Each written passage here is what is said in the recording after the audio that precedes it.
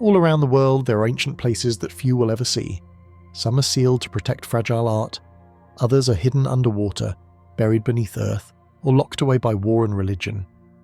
Each holds stories of human history that remain out of reach, silent witnesses to worlds we once built and then lost. Chauvet-Pont-d'Arc, Cave, France. We begin in darkness, deep beneath the limestone cliffs of southern France. The air is heavy, still, untouched for thousands of years. Hidden behind a natural wall of rock lies a place so fragile that even a single human breath could change it forever. This is the Chauvet-Pont-d'Arc cave, one of humanity's earliest art galleries and one of the most forbidden places on Earth. It was discovered by accident in December 1994 when 3 speleologists, Jean-Marie Chauvet, Eliette Brunel and Christian Hilaire, squeezed through a narrow passage near Vallon-Pont-d'Arc. What they found beyond was breathtaking. Walls covered with animals in motion drawn by hands that lived around 36,000 years ago. Lions stalked bison, mammoths stood beside horses, bears, woolly rhinoceroses and owls appeared in graceful outlines, their shapes lit by the flicker of ancient torches. When experts entered the site for the first time, they realized how perfectly time had sealed it. A rock slide tens of thousands of years ago had blocked the entrance, preserving the cave like a time capsule. The floor still held footprints, some from prehistoric humans, others from cave bears that once slept there. In a corner, a bear skull rested neatly atop a stone, perhaps placed there by human hands, perhaps by chance. The discovery sent shockwaves through the world of archaeology. These paintings were older than those at Lascaux or Altamira, yet astonishingly sophisticated. The artist knew perspective, movement, and shadow. They used pigments with skill, blending charcoal and ochre to make the animals seem alive. It was as if someone had opened a window to the dawn of imagination. But even as scientists studied it, the same question arose. How could they protect it? The tragedy of Lascaux, discovered in the 1940s, was still fresh in memory. When tourists began visiting that cave, the carbon dioxide from their breath, the moisture from their bodies, and the microorganisms they carried soon caused irreversible damage. Green algae began to grow over the walls, eating away at the ancient paint. Determined not to repeat that mistake, the French Ministry of Culture made an immediate decision. Chauvet would remain closed to the public. Only a handful of specialists would ever be allowed inside. Archaeologists, conservators, and scientists who monitor its fragile balance. Every entry is planned down to the minute. Visitors wear special suits, the number of people inside is strictly limited, and the air is constantly measured for temperature and humidity. Within the cave, silence reigns. There are no electric lights, no pathways, no sound of footsteps. Only sensors track its condition, watching for even the smallest change. The drawings rest in total darkness, as they did for millennia. The world outside must be content with copies and data. To share its beauty without endangering it, France built a full-scale replica called the Caverne du Pont d'Arc. Every panel, every stroke, every curve of the limestone walls was recreated using 3D scans. The replica opened in 2015, allowing visitors to experience what the original explorers saw. The flicker of light across animal figures, the feeling of stepping into another time, without the risk of harming the real masterpiece hidden underground. In the true Chauvet cave, nothing moves now except the slow drip of mineral water. The drawings wait in the dark, unchanged, while the world above continues to turn. It is both a triumph and a sacrifice. We have the knowledge to see what lies inside, but we must choose not to. That choice, to protect rather than display, is what makes Chauvet so extraordinary. It reminds us that some treasures are not meant to be possessed. Some are meant to be preserved in silence, away from cameras and crowds, belonging to the past as much as to all of humanity. Behind its sealed door, the hands of our ancestors still speak through the dust of ages. But they do so in whispers, heard only by those few who enter, and by the millions who can never step inside, yet still feel its power from afar. Altamira Cave, Spain. This place is whispered about in silence. Tucked behind cliffs in northern Spain, in a valley of damp stone. It is called Altamira, and it once welcomed crowds to see its prehistoric paintings, until the damage became too great and the doors were quietly shut. Altamira's art dates back more than 30,000 years. Hunters of the Upper Paleolithic painted bison, horses, deer, and abstract signs, using charcoal and red ochre, bringing life to dark walls. The ceiling shows a great herd of steppe bison in bold polychrome strokes, animals rendered with energy and realism. Large hands were pressed to the rock and pigment blown around them, leaving ghostly negative imprints. But when the cave opened to tourists in the 20th century, that openness proved dangerous. In the 1970s, more than 1,000 people per day walked its halls. Each visitor exhaled moisture and carbon dioxide into tight chambers. Shadows from electric lights fed algae and microbes that began to colonize the walls. The fragile balance started tipping. Layers of paint weakened, mold stains appeared. Scientists sounded the alarm. In 1977, Altamira was closed to protect its treasures. For a few years, limited access resumed under strict control, but in 2002 the cave was closed again when microbial growth was detected in multiple paintings. The risk was too high, the art too vulnerable. Public passage ended. Since then, access is almost non-existent. A tiny number of micro-visits may be allowed, but only under exacting rules. Protective clothing, time limits, rigorous environmental controls. The aim is to see if human presence can be tolerated at all without undoing centuries of preservation. To give people a living experience without risking the original, authorities created a full-scale replica adjacent to the cave. This facsimile mirrors the layout, the curves, the contours of the rock. Inside it, visitors move through a tunnel that echoes the original entry, passing derivative panels of the painted bison, hunting scenes, handprints, all rendered to feel real, all safe from threat. In the replica, the ceiling opens onto the great polychrome hall. The animals seem to move as you pass. Bisons in groups, a boar crouching, a horse mid-stride. The pigments are matched, the textures mimicked.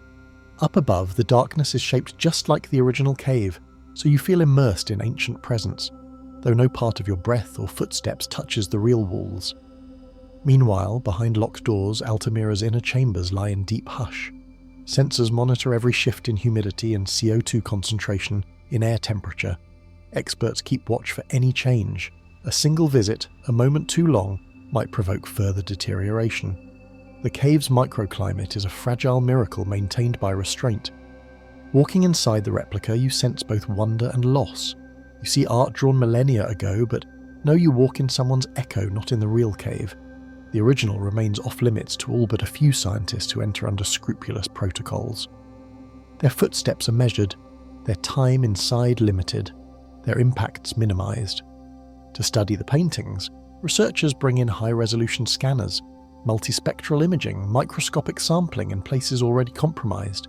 They chart mineral layers, follow cracks, compare pigment molecules. All this from outside or through small windows. They never risk the central panels unless absolutely necessary. The tension is constant.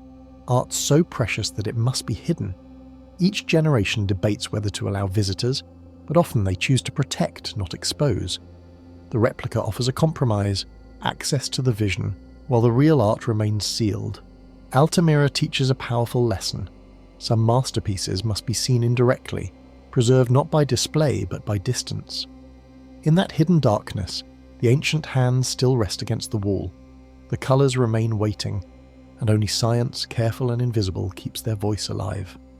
Cosquer Cave, France. You feel the salt spray on your face, hear the distant lapping of waves, and then you dive. You descend beneath the surface toward a submarine portal that leads into the deep past. This is Cosquer Cave, the Paleolithic grotto now submerged beneath the Mediterranean, one of the most mysterious places on Earth, and sealed from general access. Cosquer was discovered by accident. In 1985, Henri Cosquer, a diver familiar with the Calanques near Marseille, followed a submerged passage off Cap Morgiou. That underwater tunnel, plunging some 37 metres below sea level, would lead into dry chambers beyond. As the cave entry lies underwater now, only expert cave divers with specialised gear can even approach it. Over years, the team explored carefully, mapping the submerged entrance, clearing debris, tracing the passages. Those dives revealed a chamber that once lay above ground when sea levels were lower. Once inside the dry parts, they found walls alive with ancient art, more than 500 paintings and engravings, created in two distinct periods separated by thousands of years. In the older phase, around 27,000 years ago, there are stenciled handprints, negative prints, simple marks. In the more recent phase, from about 19,000 years back, there are elaborate animal figures: horses, ibex, deer, bison, and even marine creatures like seals, jellyfish, and seabirds. Some drawings are rare in cave art, depictions of great orcs, creatures of cold seas. The blended scenes suggest humans of the Ice Age observed not only land fauna but sea life as well. The very nature of Cosquer makes it uniquely fragile. Parts of the cave are already partially submerged by waves, and rising sea levels threaten more flooding. Many paintings have been lost, damaged by water intrusion. In fact, only portions of the original art remain accessible in the dry chambers. Large sections are submerged permanently. The underwater gallery is treacherous. Silts, narrow tunnels, rising water, all threaten divers and the integrity of the cave.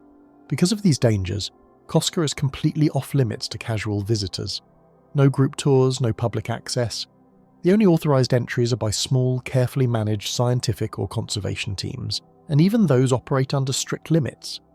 The submerged entrance is sealed by a safety barrier to prevent unauthorised dives, and the chambers are monitored for humidity, salt intrusion, structural stability.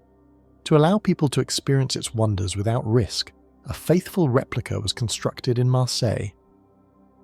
In June 2022, Cosquer Méditerranée opened beneath the Villa Méditerranée building. Its design recreates an underwater journey. Visitors descend via elevators, board small boats or viewing pods, and travel through scaled reproductions of corridors and chambers, where the cave art is displayed in exacting detail.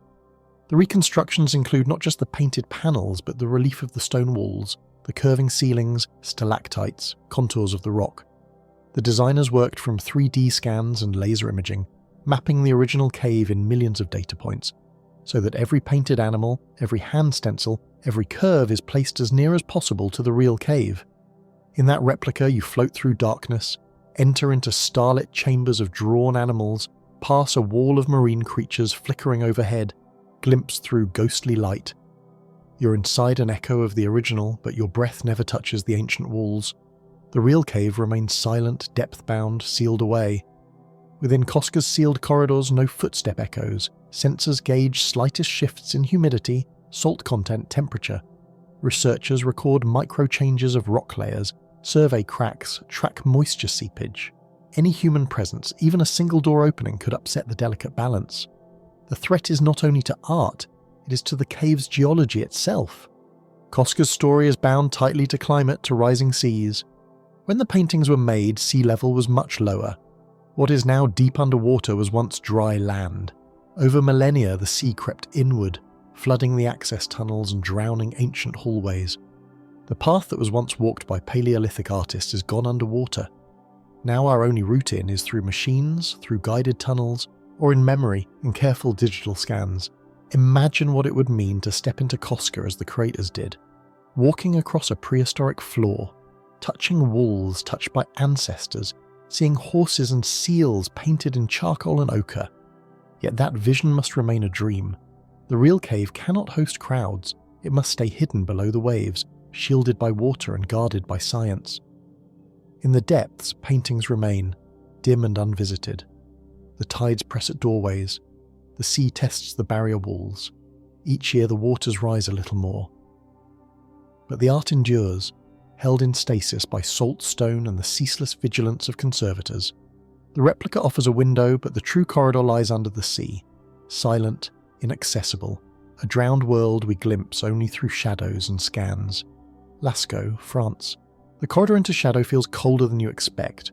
It's not just underground, it's a breath held in time. You step into Lascaux, a cave whose walls once welcomed thousands, until those walls could no longer bear the weight of human presence. In September 1940, 4 young explorers stumbled on the cave near Montignac. Their curiosity led them through a narrow shaft and into chambers full of painted animals, bison, horses, deer, even mysterious hybrid beasts, frozen in charcoal and ochre, dancing across walls 17,000 years old. The cave quickly gained the nickname Sistine Chapel of Prehistory. By 1948, Lascaux opened to the public. Tens, then hundreds, then over 1,000 visitors a day walked its corridors with electric lamps. Their breaths, their body heat, their footsteps changed the cave's delicate atmosphere. Mineral layers shifted. algae and fungi began to grow on the surfaces, the paintings weakened. By the 1950s, scientists sounded red alarms. The influx of carbon dioxide and moisture had begun to damage the art severely. Colours dulled. Fungi colonised parts of the walls. In 1963, officials shut the original cave to the public. Only in special limited instances could experts enter. But closing the cave created new challenges. In the decades that followed, moulds such as Fusarium and strains unique to Lascaux appeared. One fungus, discovered around 2007, created blackened grey stains on ceilings and walls. Conservationists applied biocides and turned off lighting systems to slow growth. Temperature and humidity controls were installed. Strict monitoring continues today. Yet the public's desire to see the paintings remained strong. To bridge that gap, authorities built a series of replicas. In 1983, Lascaux II, a copy of the Hall of Bulls and painted gallery, opened just meters from the original cave. It offered enough of a glimpse to quench curiosity while protecting the real painting chambers. Still, even limited replication had drawbacks. The original cave remained vulnerable. In 2016, a more complete solution came. Lascaux IV, the International Centre for Cave Art. This is a full-scale, highly accurate reproduction of the entire decoration system. Visitors walk the route of the original cave through galleries, the shaft, the apse, the nave. 600 figures are reenacted. Bulls, horses, deer. Each contour, each brushstroke mirrored. The replica experience is immersive. Light is subdued, temperature and humidity adjusted to feel real. The walls are textured to match the original limestone surfaces. The route leads through multiple zones. A prelude to discovery, the main cave journey, interpretive rooms, context galleries. The lighting mimics how Paleolithic torches might have flickered. In Lascaux's replica, you see the bulls battering heads, the herd of horses, the shadowy figure of a man near the well. But in the real cave, sealed to nearly all, silence reigns. Only a handful of scientists enter under permission, wearing special gear for limited times. The colours there live in darkness. Some rooms of the original cave are now unreachable even to experts. Rapid changes in wall humidity or microbial colonisation make certain passages too risky to traverse. The fragility is constant. Every visit must be timed, weighed against potential damage. Inside sealed chambers, sensors monitor even the slightest shift. In CO2, in moisture, in temperature. Cameras, lasers, spectral imaging replace footsteps. Conservation teams test new methods to inhibit mould, stabilise pigments, repair microcracks. They work often during nights when the cave rests. Walking through Lascaux IV, you follow a path of light and shadow as the original explorers might have. The replica gives you the emotional tension of being inside a great secret, yet your breath never touches prehistoric walls. The original cave lies sealed above you under locked doors. Lascaux's fate is a warning. Beauty may demand absence. The greatest works sometimes must be experienced at a distance. The corridors we walk in the replica echo the ones locked away forever, leaving us with wonder, but not entry. La Garma Cave, Spain. A distant wind moves through the trees above La Garma, as though whispering secrets down into the hill. Far below, hidden in limestone, lies a cave system frozen in time, untouched by tourist footsteps, open only to careful study. This is La Garma, one of Spain's most remarkable Paleolithic sites, sealed for protection, yet endlessly alive in the data of science. La Garma sits in Cantabria, North Spain, part of the same heritage network that includes Altamira. What makes La Garma extraordinary is not just its cave art, but its exceptionally preserved floor, a Paleolithic ground surface, intact through millennia. When the original entrance collapsed some 16,000 years ago, it trapped and sealed entire layers of history. The cave became a kind of prehistoric time capsule. Within its lower gallery, scientists have counted more than 4,000 fossil remains and over 500 graphic units. Animal figures, symbols, negative hands, and more. The cave has yielded tools of bone, flint, antler, ornamented pieces, and even structural hints of dwellings made long ago. La Garma is unique in that the art and the archaeological context exist together in situ, as originally laid down. Because of this fragile integrity, the cave is never open to the public. Not even modest tourist visits are allowed.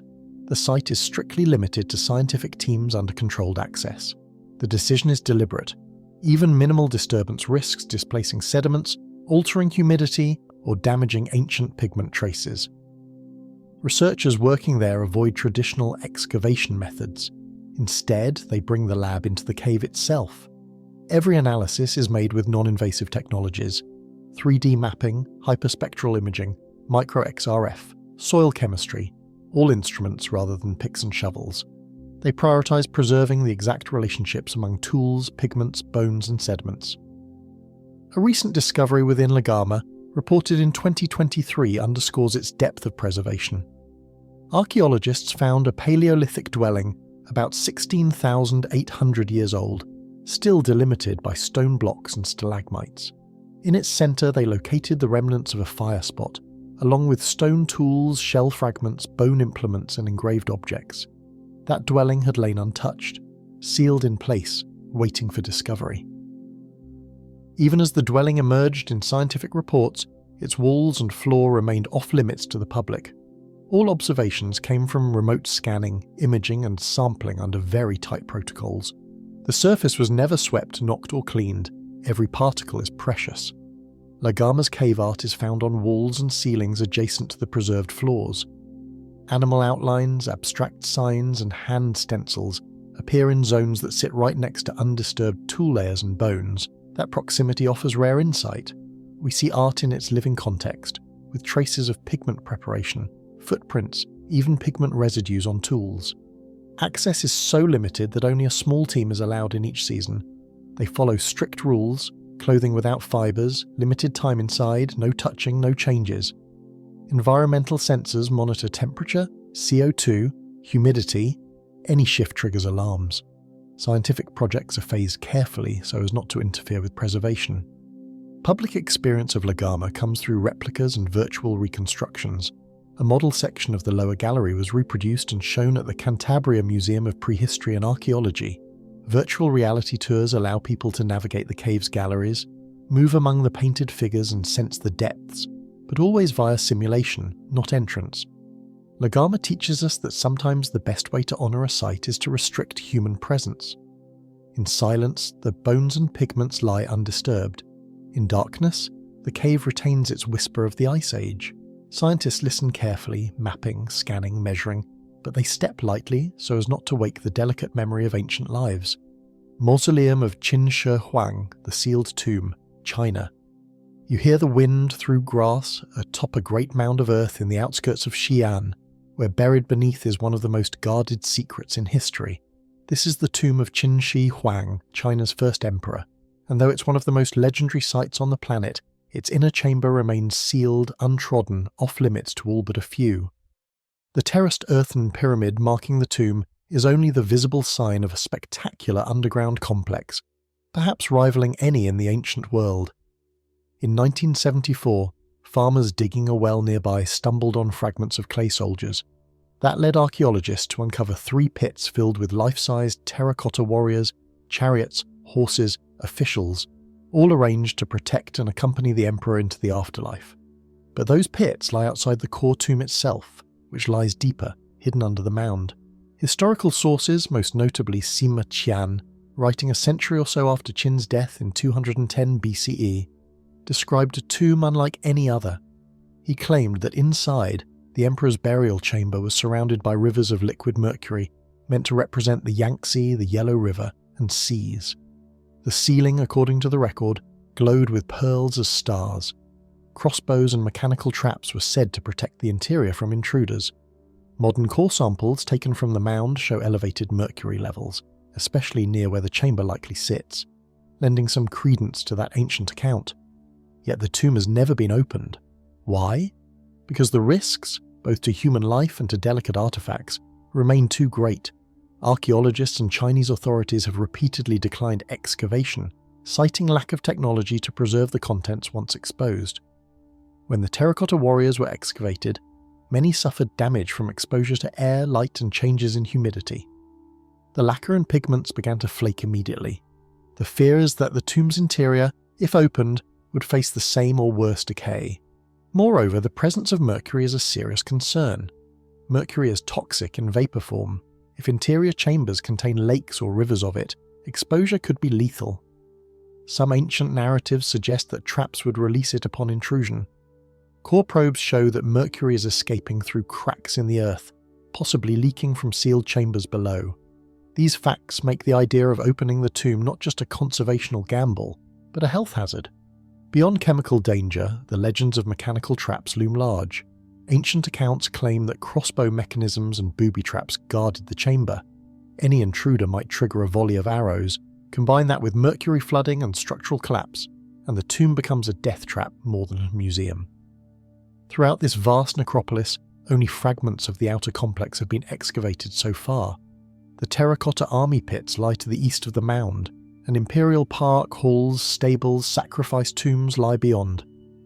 But the central chamber, the emperor's actual casket and core treasures, remains untouched. Chinese researchers use non-invasive methods: ground-penetrating radar, magnetic surveys, electrical resistivity, muon detectors. These tools allow mapping of anomalies, voids, dense matter, even possible chamber shapes, all without breaking a single stone. The Chinese government has designated the site as a protected cultural relic under strict guardianship. Access is carefully controlled. Only a handful of scientists can approach the mound. Political will is cautious. To open means risking irreversible loss of heritage. To leave it sealed is to preserve mystery, but also maintain danger. In recent years, new research has provided clues. Studies suggest that the mercury detected in the tomb may originate from cinnabar mines in Zhejiang, located some distance away. That supports the idea that the mercury was deliberately brought in. Also, advanced imaging has picked up anomalies in resistivity around the mound that follow the shapes of ancient Chinese rivers, consistent with the idea that the tomb interior mirrors the empire's geography. Still, no one dares break the seal. In the darkness under that mound, the emperor's coffin rests. The treasures, jade, gold, weapons, ritual bronzes, lie in quiet stasis. Perhaps the bodies of concubines and prisoners rest there too, as was the custom in some royal burials.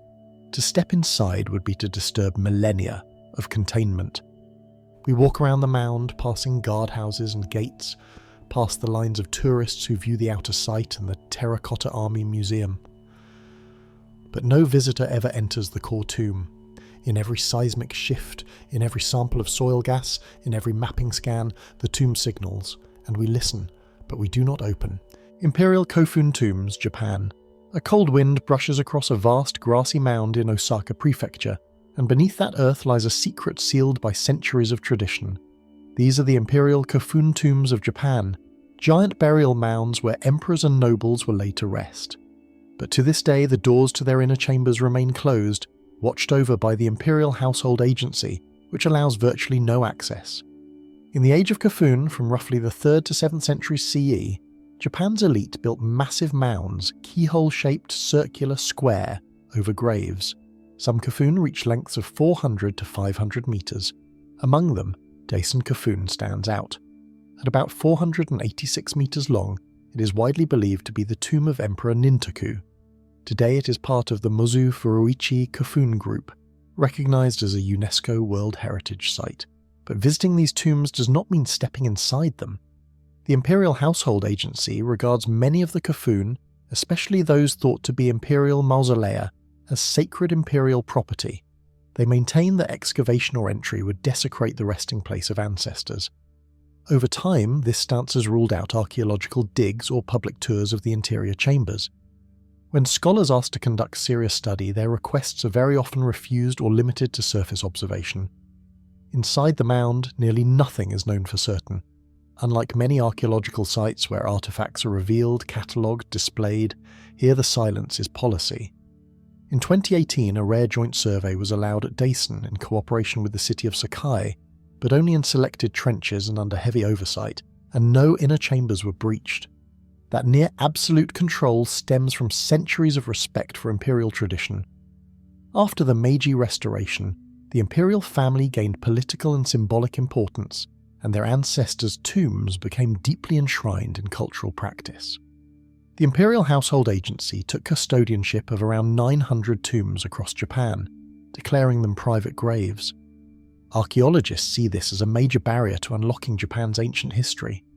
researchers have long argued that inside those mounds lie treasures: bronze mirrors, weapons, jewellery, ritual implements, human remains. Some tombs, like Lesser Kofun not under strict agency control, have been partially opened, and their contents offer glimpses of what might be inside the larger imperial tombs. Yet for the imperial ones, no large-scale excavation has been permitted. In recent reports, unexpected artefacts claimed to originate from Dyson Kofun surfaced at a private collection and were verified by scholars: an iron ceremonial knife with gold fittings, gilded armour fragments. These artefacts suggest the tomb may have held spectacular items, but their discovery came not from excavation, but from artefacts already displaced. The interior of the mound remains off-limits. Walking around Dazen, you see moats surrounding the mound, tree cover, a path tracing its vast circumference. Visitors may walk outside along certain trails, view the shape from a distance, read plaques, visit a nearby museum. But the earth above the presumed burial chamber is sealed, fenced, guarded. The mound's shape looms, but its interior is locked in silence. Scholars have turned to non-invasive tools: ground-penetrating radar, magnetometry, aerial LiDAR, remote sensing. These methods scan for anomalies, voids, dense deposits beneath the surface, but cannot replace the knowledge gained by direct examination. Even so, they hint at chambers and complex internal structure, but cannot confirm what lies within. The tragic irony is that while these Kofun represent a golden age of aristocratic culture and power, they remain largely hidden. Their forms dominate the Japanese plains, massive tumuli rising above fields and towns. Yet their interiors are unknown. They are monuments locked by tradition more than by stone. Conservators monitor erosion, tree root damage, water seepage on the mound's surface. Any restoration or repair must be approved by the agency. Scholars await permission for further study. Some hope policy one day will allow careful entry. For now, the Imperial Kofun tombs remain largely untouchable, guardians standing over their dead forbidding passage to all but tradition stewards. Sacred island of Okinoshima, Japan. A salt breeze drifts across a lonely sea. Far off the coast of Kyushu rises a small island, its slopes hidden behind dense forest, its shores forbidden to nearly all. This is Okinoshima, an island so sacred, so strictly guarded, that its soil may never be touched by most human feet. Okinoshima lies 60 kilometers into the Genkai Sea, part of the Munakata region in Japan. The island is wholly considered a Shinto divine presence, a kami itself. Its worship stretches back centuries, rooted in beliefs that the land, the rocks, the forest all hold spiritual force. From the 4th to 9th centuries, offerings were brought: mirrors, swords, horse trappings, jewellery, placed within niches between stones along paths as prayers for maritime safety. Over 80,000 artefacts have been recovered from ritual deposits, many now preserved elsewhere. Despite its treasure and history, Okinoshima is off-limits. The only human presence permitted is a single priest who stays there in rotation, performing rituals, maintaining sacred sites, guarding the island. No regular visitor may land. Women are absolutely barred, a prohibition rooted in tradition and ritual purity laws. Men who do visit must undergo strict cleansing rituals, disrobing and bathing themselves before stepping onto the island.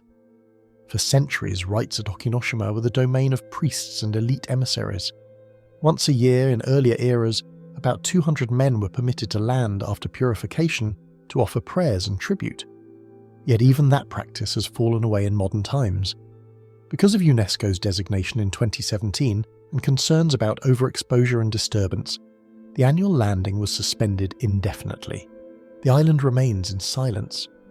Today, when scholars wish to study Okinoshima's rituals, they must do so from without or via remote tools. No excavation projects penetrate deep into its sacred forest or ritual sites. Surveying is done with aerial photography, LiDAR, non-invasive archaeological techniques. In the forest, ancient rock piles, shrines, stone altars remain. Votive objects are left where they were deposited. Any removed artifact has already been excavated in past decades when rules were laxer. Around the island, taboos govern conduct. Nothing may be removed, not even a blade of grass, a pebble or a branch. Visitors may not speak of what they have seen or heard during their limited presence. Silence is part of the sanctity. The expectation is that the sacred island be left as it is, untouched, unspoiled by the curiosity of modern crowds. While Okinoshima itself is closed, related shrines exist on nearby islands and the mainland. On Oshima lies Nakatsumiya, a shrine where worshippers may approach and orient themselves toward Okinoshima. On Kyushu's mainland sits Hetsumiya, the principal Munakata Taisha shrine, which houses many of the artifacts recovered from the island. Through these sites, pilgrims and travellers may connect with the spiritual lineage without stepping foot on the forbidden ground. The official guardians, the Shinto clergy of Munakata Taisha, see the island's inaccessibility not as exclusion but protection. They argue that exposure to curiosity or mass tourism would desecrate the sacredness. UNESCO itself recognised the prohibitions as part of the island's integrity. The very taboos and restrictions have helped preserve archaeological and ritual sites in near pristine condition. Walking along the shoreline of Oshima, or from distance on the sea, one may glimpse Okinoshima's forested hills, the outline of ridges, rocky outcrops, the hint of shrine structures. But the woods, the altars, the places where offerings once lay, those remain locked. The only eyes allowed there are those consecrated, the priests permitted by tradition, and perhaps select researchers under heavy oversight. Okinoshima stands as a living tension between reverence and access, between sacred tradition and modern curiosity. It reminds us that not all heritage is meant for tourism. Some sites remain sacred precisely because we keep them apart, disciplined by taboo, protected by silence, observed only by watchers sworn to secrecy. Sri Padmanabhaswamy Temple, Vault B, India. A soft light casts long shadows on the temple walls in Thiruvananthapuram, where whispered legends and immense wealth lie deep underground. We enter the precincts of the Sri Padmanabhaswamy Temple, whose name evokes divine service. But beneath its sacred halls lies a chamber called Vault B, sealed, mysterious, and guarded not just by stone but by belief, law, and tradition. The Padmanabhaswamy Temple is ancient, dedicated to Vishnu in a reclining posture. Over centuries it received offerings so vast that they were stored in subterranean vaults, known as kalaras. Decades of pilgrimage, donations, royal endowments, and temple patronage filled these chambers with gold, jewels, decorative vessels, coins, precious stones. In 2011, under Supreme Court orders, authorities opened several vaults, A, C, D, E, F, and uncovered treasure beyond imagination. Golden idols, gem-encrusted thrones, necklaces, cups, chains, silverware, ritual items. But one vault remained untouched. That silent vault is Vault B. Vault B has not been opened in modern times. Its outer grille was unlatched in 2011, and a wooden door inside was opened by court-appointed observers. But then a third iron door stood sealed, jammed, resisting all attempts to breach it. At that point, those present deferred further progress. The Supreme Court prevented further entry, citing deference to religious sentiment and the temple's traditions. Over time, the legal stance hardened. Vault B remains closed to this day. What lies beyond those locked doors is unknown. Some scholars speculate that it holds the greatest part of the temple's reserves. Some legends speak of vast treasures, perhaps chambers of gold and gems, but others argue that Vault B might be empty or nearly so, that its separation was symbolic, reserved for the divine, not the earthly. Because unlike the other vaults that were opened and catalogued, Vault B stands to this day without inventory, without exposure. The decision to keep it sealed is not just legal but spiritual. Temple authorities, devotees, and local tradition hold that Vault B is sacred, reserved for deity alone. In 2011, a ritual known as Deva Prasnam, a 4-day astrological divination Siddhita was performed. It was said to indicate that the deity did not wish the vault to be disturbed. That decision, rooted in ritual and belief, has strongly influenced the legal path. The Supreme Court invoked religious sentiments in forbidding further entry. Security around the temple is dense. The vaults are under multiple layers of locks, surrounded by the temple's inner sanctum, guarded by priests and state oversight. The precincts are patrolled, cameras record, metal detectors stand at entry. The public sees only halls, columns, corridors. Underneath, the treasures remain buried, invisible. In the chambers that were opened, observers removed slabs, peered down steps, and entered dark rooms full of piled wealth. They described glittering gemstones, gold stacks, a mix of new and ancient objects, offerings from many eras, but none ventured into Vault B's inner sanctum. The doors to it remain iron-bound, its contents silent. Throughout the legal proceedings, arguments have clashed. Some advocates demand the vault be opened in the name of transparency and heritage. Others warn that opening it would violate sacred trust, upset devotees, spark legal challenges, or disrupt faith. The royal house of Travancore, long the temple's custodians, has supported maintaining the status quo. In 2020, the Supreme Court ruled to restore management control to the royal family, leaving Vault B's fate unresolved. Attempts to breach the vault have been prevented not by brute force, but by injunctions, ritual decree, legal orders. Over time, the case has grown heavy with layers of expectation, fear, reverence. Vault B lies deep beneath the temple, sealed behind no fewer than 3 doors, each promising resistance. It stands as a test of how far one may pry into sacred trusts. Behind those doors, if a camera could peer in, it might see the quiet gleam of metal, shadows of relics, ancient caskets, coins piled for centuries. But no camera, no key, no court order has yet penetrated that threshold. Scientists, historians, and devotees remain outside. They imagine, they debate, they wonder. But the vault remains unentered, consecrated by guardians, history, and the weight of mystery. Ise Grand Shrine, Inner Sanctum, Japan. The morning mist drifts through ancient cedar trees as you walk the path toward Ise Grand Shrine, entering a world where the sacred is veiled, not revealed. This is not a place for entrance into holiness, but for reverent approach at the threshold. Ise, in the Mie Prefecture of Japan, comprises 2 main shrines, the outer shrine, Geku, and the inner shrine, Naiku, the latter enshrining Amaterasu Omikami, the sun goddess. The inner shrine is considered the spiritual heart of Japan, yet when you reach it you meet fences, tall wooden walls, layered boundaries, beyond which entry is forbidden. Visitors cross the Uji Bridge over the Isuzu River, passing through torii gates that mark the boundary to a sacred realm. Once across, a path of gravel leads you deeper into forested quiet. Gradually, the pure air, the scent of cypress, the hush of branches overhead draw you into a liminal zone. But then, you reach the fence. You see thatched roofs shuttered behind layered barriers.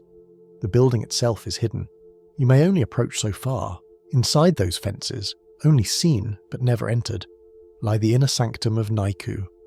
Access is restricted to priests and members of the imperial family.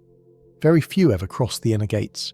The architecture, a style called Shinmei Zukuri, remains unchanged across centuries.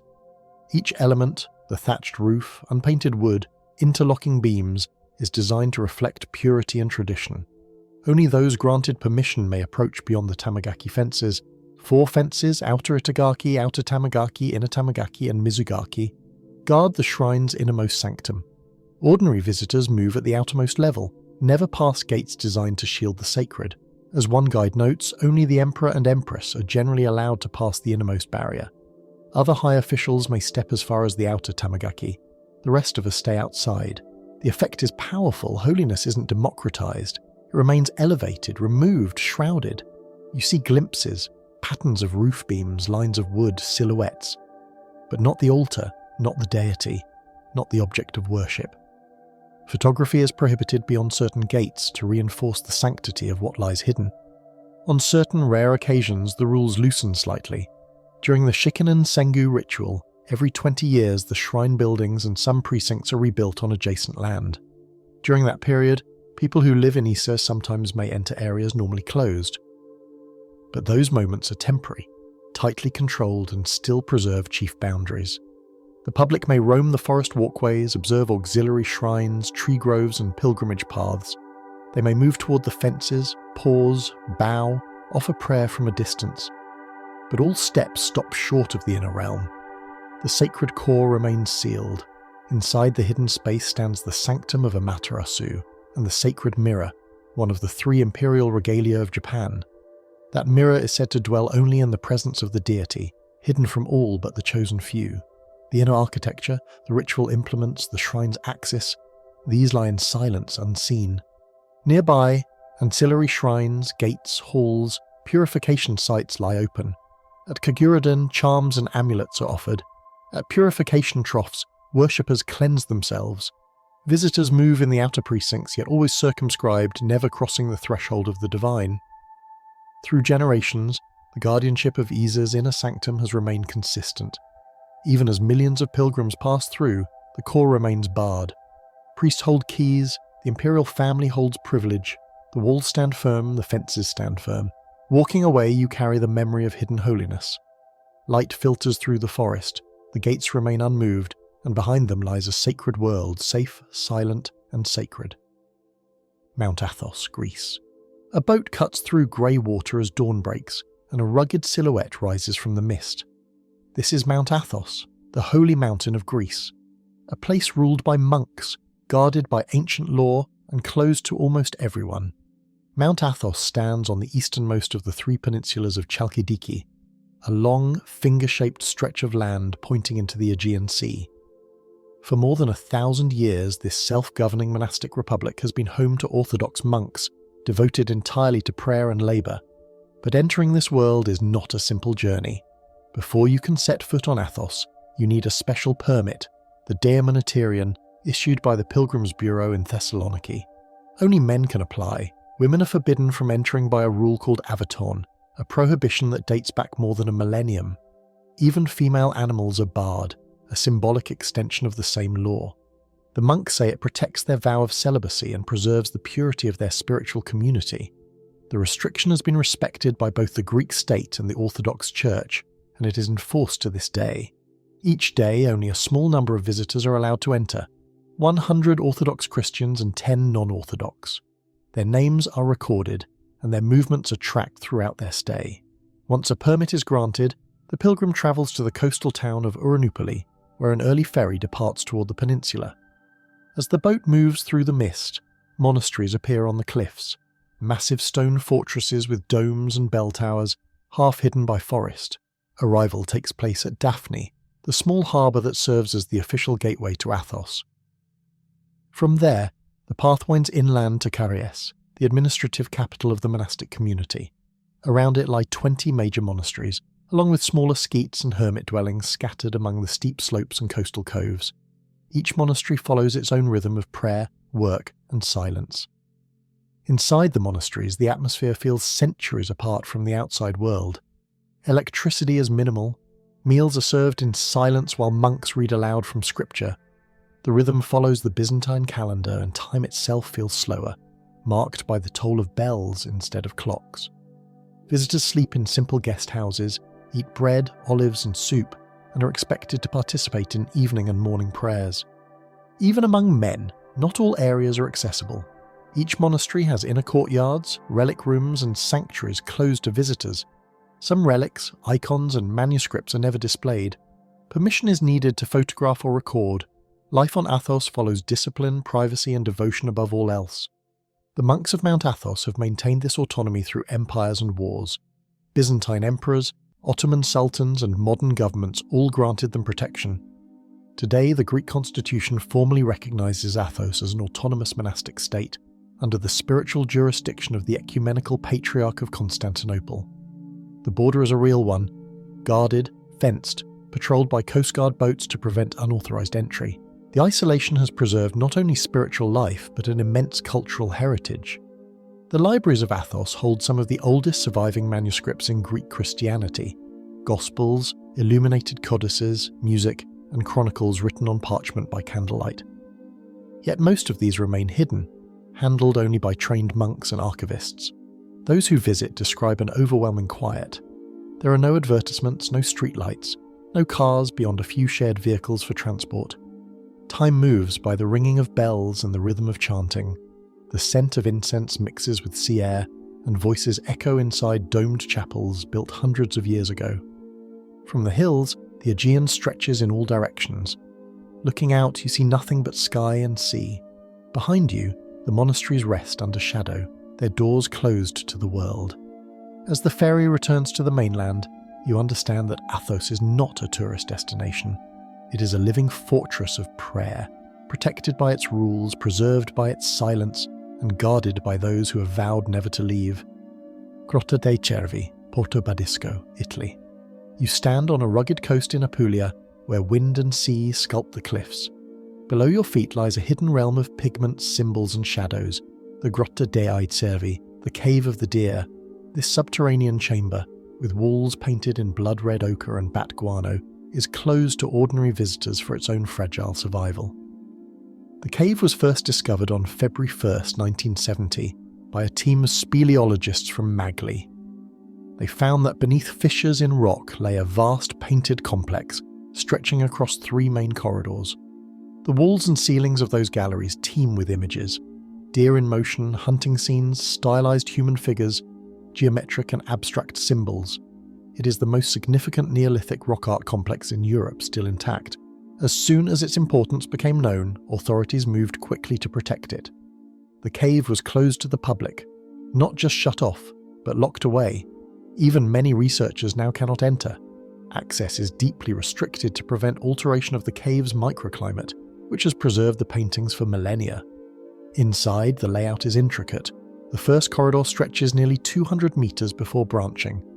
One branch leads to a dead end where human skeletons without their skulls were discovered. The second corridor, also about 200 meters, is the most richly painted. It connects through a narrow passage to rooms beyond, where dripping water has formed a natural pool. In places, bat guano was collected and used by Neolithic artists as pigment. The third corridor, likewise, lies beyond accessible passages only through low tunnels. The paintings themselves are mysterious and compelling. Many depict deer, graceful animals leaping or standing aloft. But they sit among enigmatic compositions: spirals, concentric shapes, dots, labyrinthine lines, figures that merge human and animal features. One commonly discussed image is called the dancing god, a figure that appears as a shamanic being or a human-animal hybrid. These images suggest ritual symbolism, possibly tied to fertility, death, transformation, or the divine. Radiocarbon dating and archaeological context suggest the art dates from the Neolithic and Eneolithic periods, between the 6th and 2nd millennia BCE. The cave seems to have served not just as shelter, but as a sacred space, a sanctuary used by agricultural societies to perform ceremonies, leave offerings, and commune with deeper mysteries. Still, the cave's survival depends on remaining alone, silent, and untouched. Human presence, even light, humidity, carbon dioxide, can upset that balance. So authorities have closed it, not only to the general public but to researchers too, except in rare, controlled cases. Monitoring and documenting now rely largely on remote techniques, 3D scanning and high-resolution imaging from the cave entrance or small windows.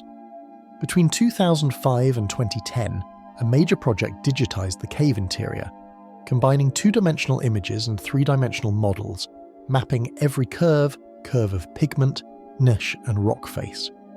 This work now forms a digital archive, a virtual Grotta dei Cervi that scholars and curious minds can explore without harming the original. Walking through the virtual corridors, the painted walls glow faintly against shadowed stone. You feel the curve of the walls, the drift of pigment, the complexity of compositional layers.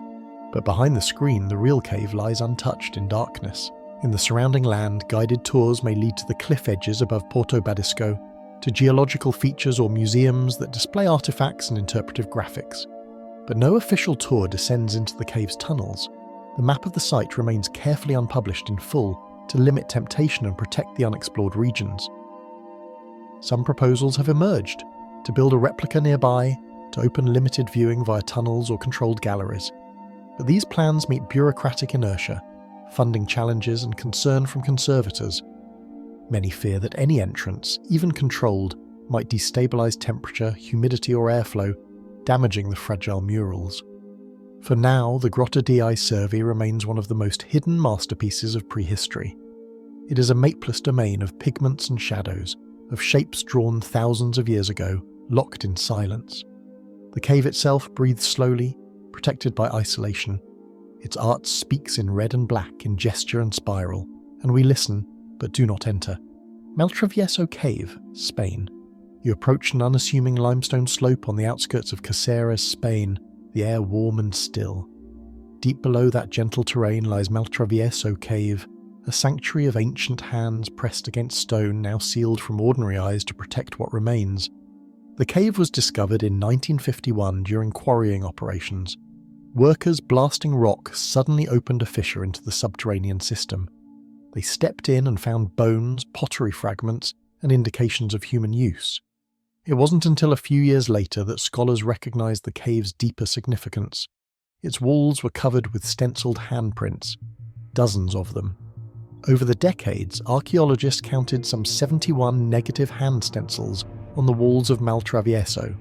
These are images made by placing a hand on the rock surface and spraying pigment around it, leaving a silhouette in red ochre. What makes these particular hands remarkable is their age. Using uranium thorium dating on carbonate crusts overlying the pigment, researchers established that at least one stencil is more than 64,000 years old. That age pushes it well before the arrival of modern Homo sapiens into that region, raising the possibility that its creators were Neanderthals. Other cave art in Maltravieso includes linear motifs, dots, abstract forms, and even some depictions of animals. But the hands dominate the imagination. Their forms echo across the gallery walls, many missing the little finger, some partially faded, some overlapping older stencils. The missing fingers spark debate. Were they ritual amputations, symbolic omissions, taphonomic damage? Today, many researchers lean toward natural causes or stylistic convention rather than self-mutilation. Because of the cave's delicate state, it is closed to general public visitation. The fragility of pigments, the risk of microbial growth, changes in humidity or even human breath make it too dangerous to allow casual entry. The original cave is preserved behind lock and layers of control. To share its power safely, a centre of interpretation was established next to the site. Since 1999, the Interpretation Centre offers exhibitions, models, panels, photographs, reconstructions, and educational material.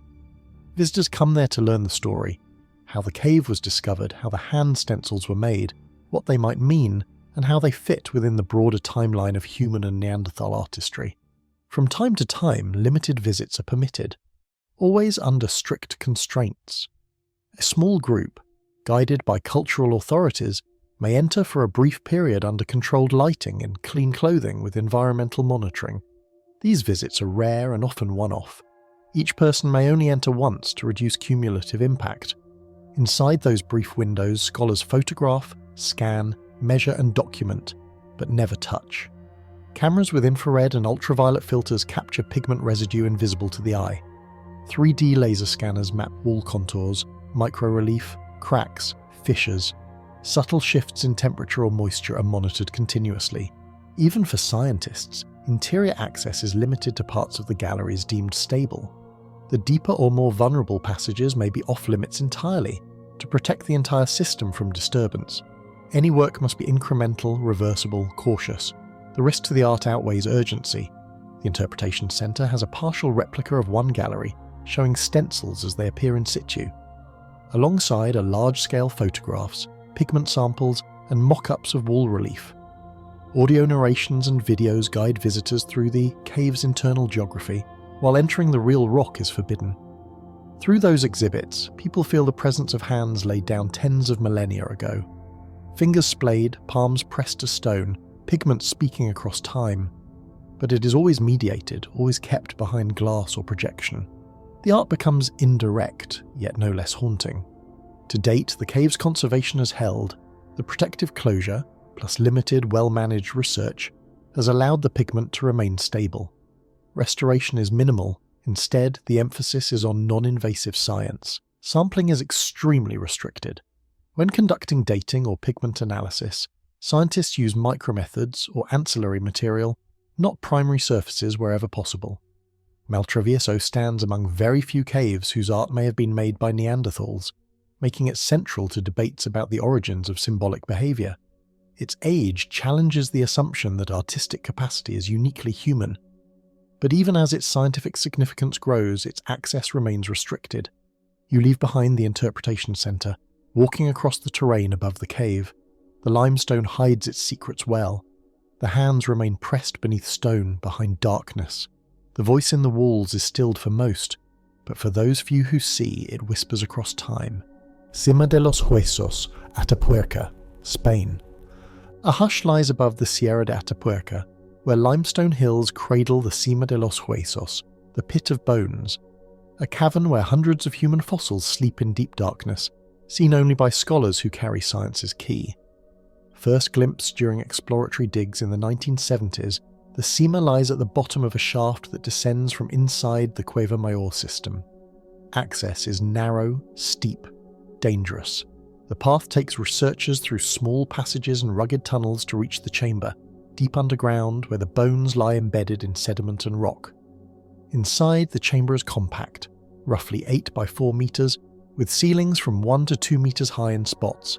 Its floor is packed with the remains of at least 28 individuals, now thought to be 29, making it one of the richest Middle Pleistocene human fossil assemblages in the world. Many skeletons are complete or partial, preserving skulls, mandibles, femurs, and other bones. These remains belong to what are called pre-Neanderthals, or early Neanderthal lineage, dated to around 430,000 years ago. Genetic testing of some bones revealed ancient DNA sequences that help connect them to Neanderthal and Denisovan branches. The site bridges key gaps in human evolution.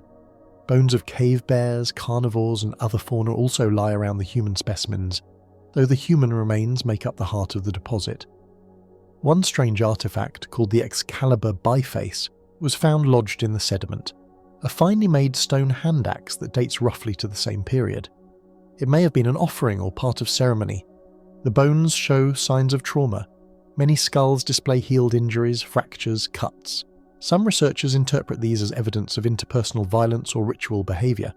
The way the bodies seem grouped, the lack of butchery marks, the arrangement in the pit, these suggest the possibility that humans were intentionally placed there rather than accumulating by natural death. Because the Cima de los Huesos is scientifically priceless, public entry is forbidden. Only trained teams with long experience are allowed in. Excavations proceed slowly, carefully, year by year. Every removal of sediment or bone is recorded, documented, and reversible when possible. Modern technology guides their work. They use micro-excavation tools, tiny brushes, fine sieves.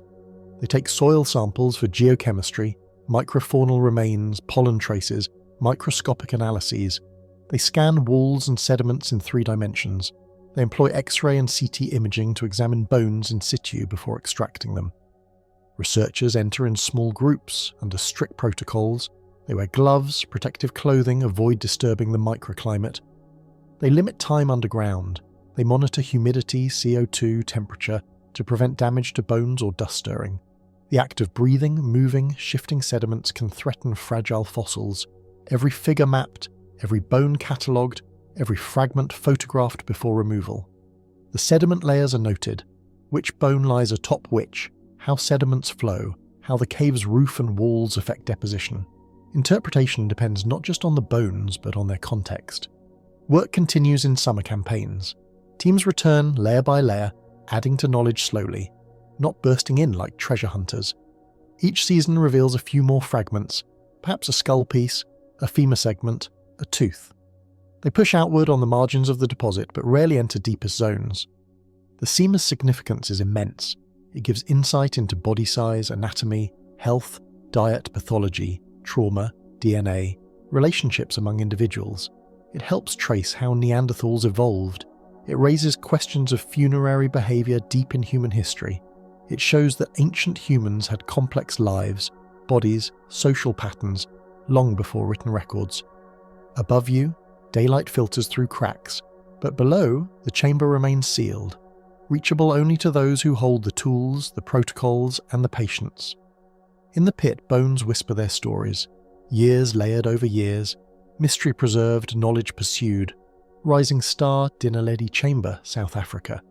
A slender fissure of rock opens high on a dolomite slope, too narrow for most people.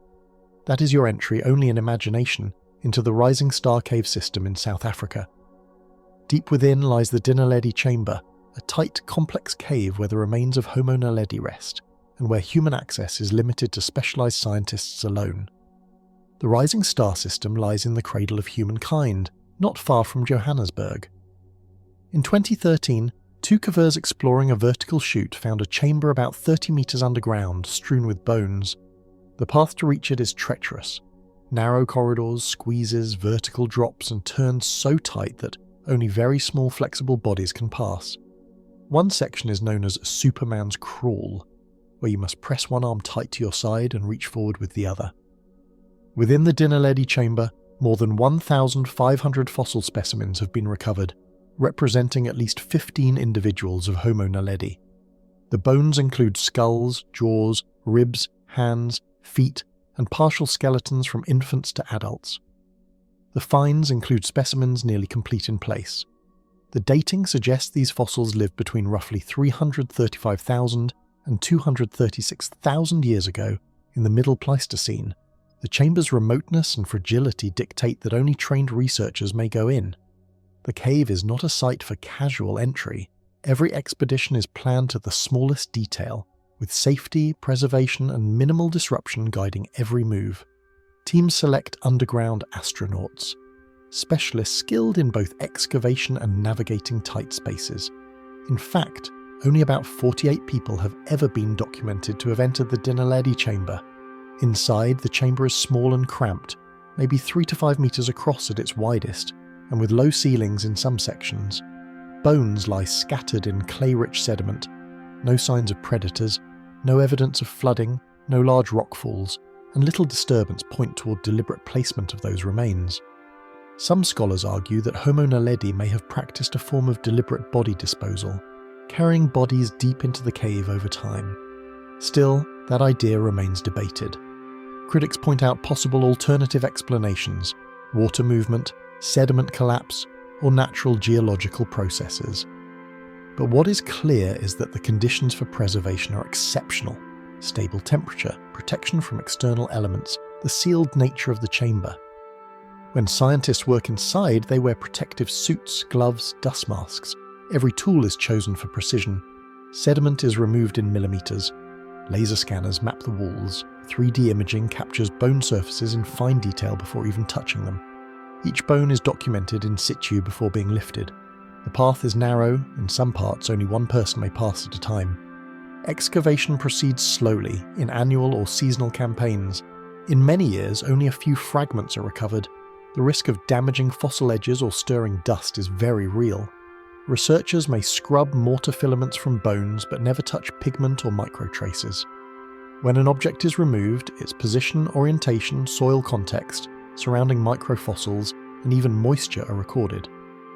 Beyond the Dinaledi chamber, scientists have explored connected passages, new subsystems, alternative routes to test hypotheses about how the remains got there. In 2017-2018, expansion work in adjacent galleries sought new chambers or fossil deposits. Some efforts aim to trace connectivity or identify alternate access paths, but most of these passages remain rugged and unmapped. Some recent studies have reported possible rock engravings on pillars near the chamber, cross-hatchings or geometric patterns, though attribution to Homo naledi remains tentative. If confirmed, such markings would push our understanding of symbolic behaviour even deeper into prehistory, because the site is a science-only zone. No public tours, no mass visits, no tourist paths, nothing but the minimal light and air needed by researchers. The general public learns about Rising Star through displays, documentaries, 3D models, casts, and interpretive centres.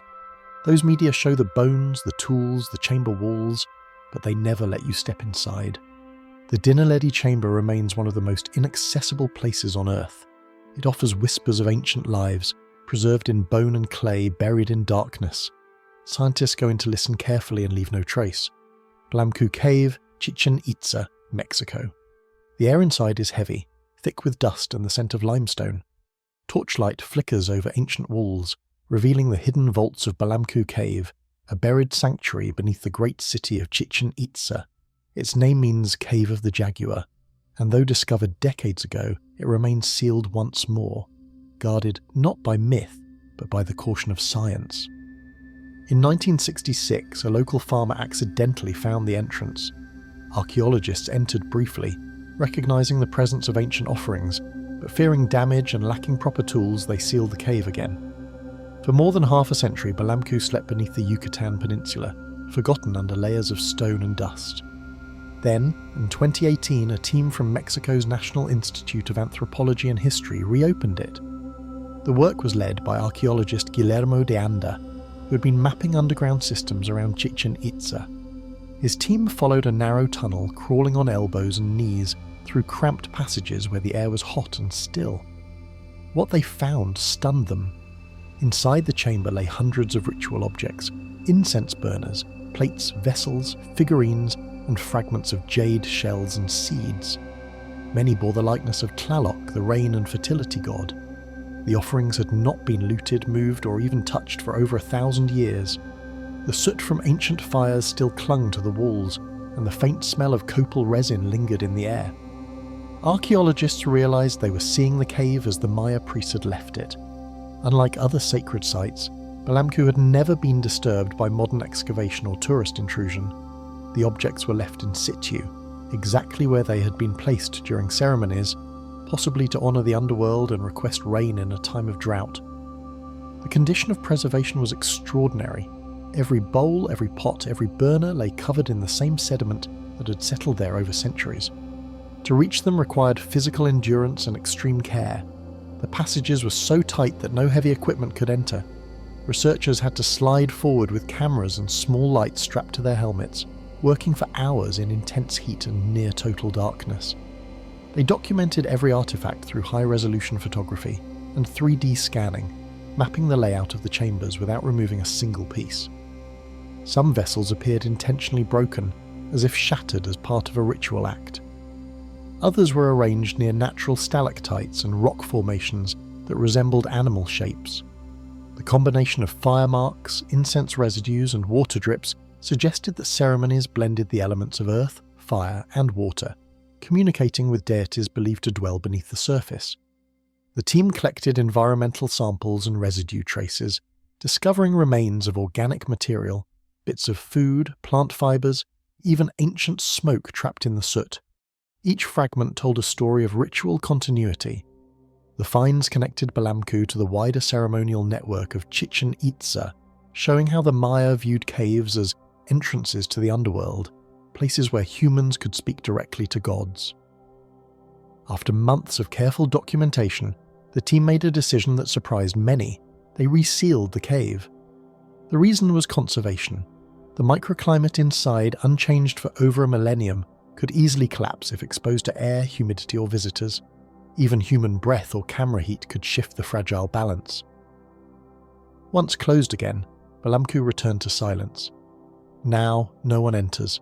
Only digital records remain for study. 3D reconstructions, photographic databases, and environmental readings. Researchers continue to analyze the data remotely, piecing together insights without disturbing the original space. The artifacts remain buried, resting where the ancient Maya left them.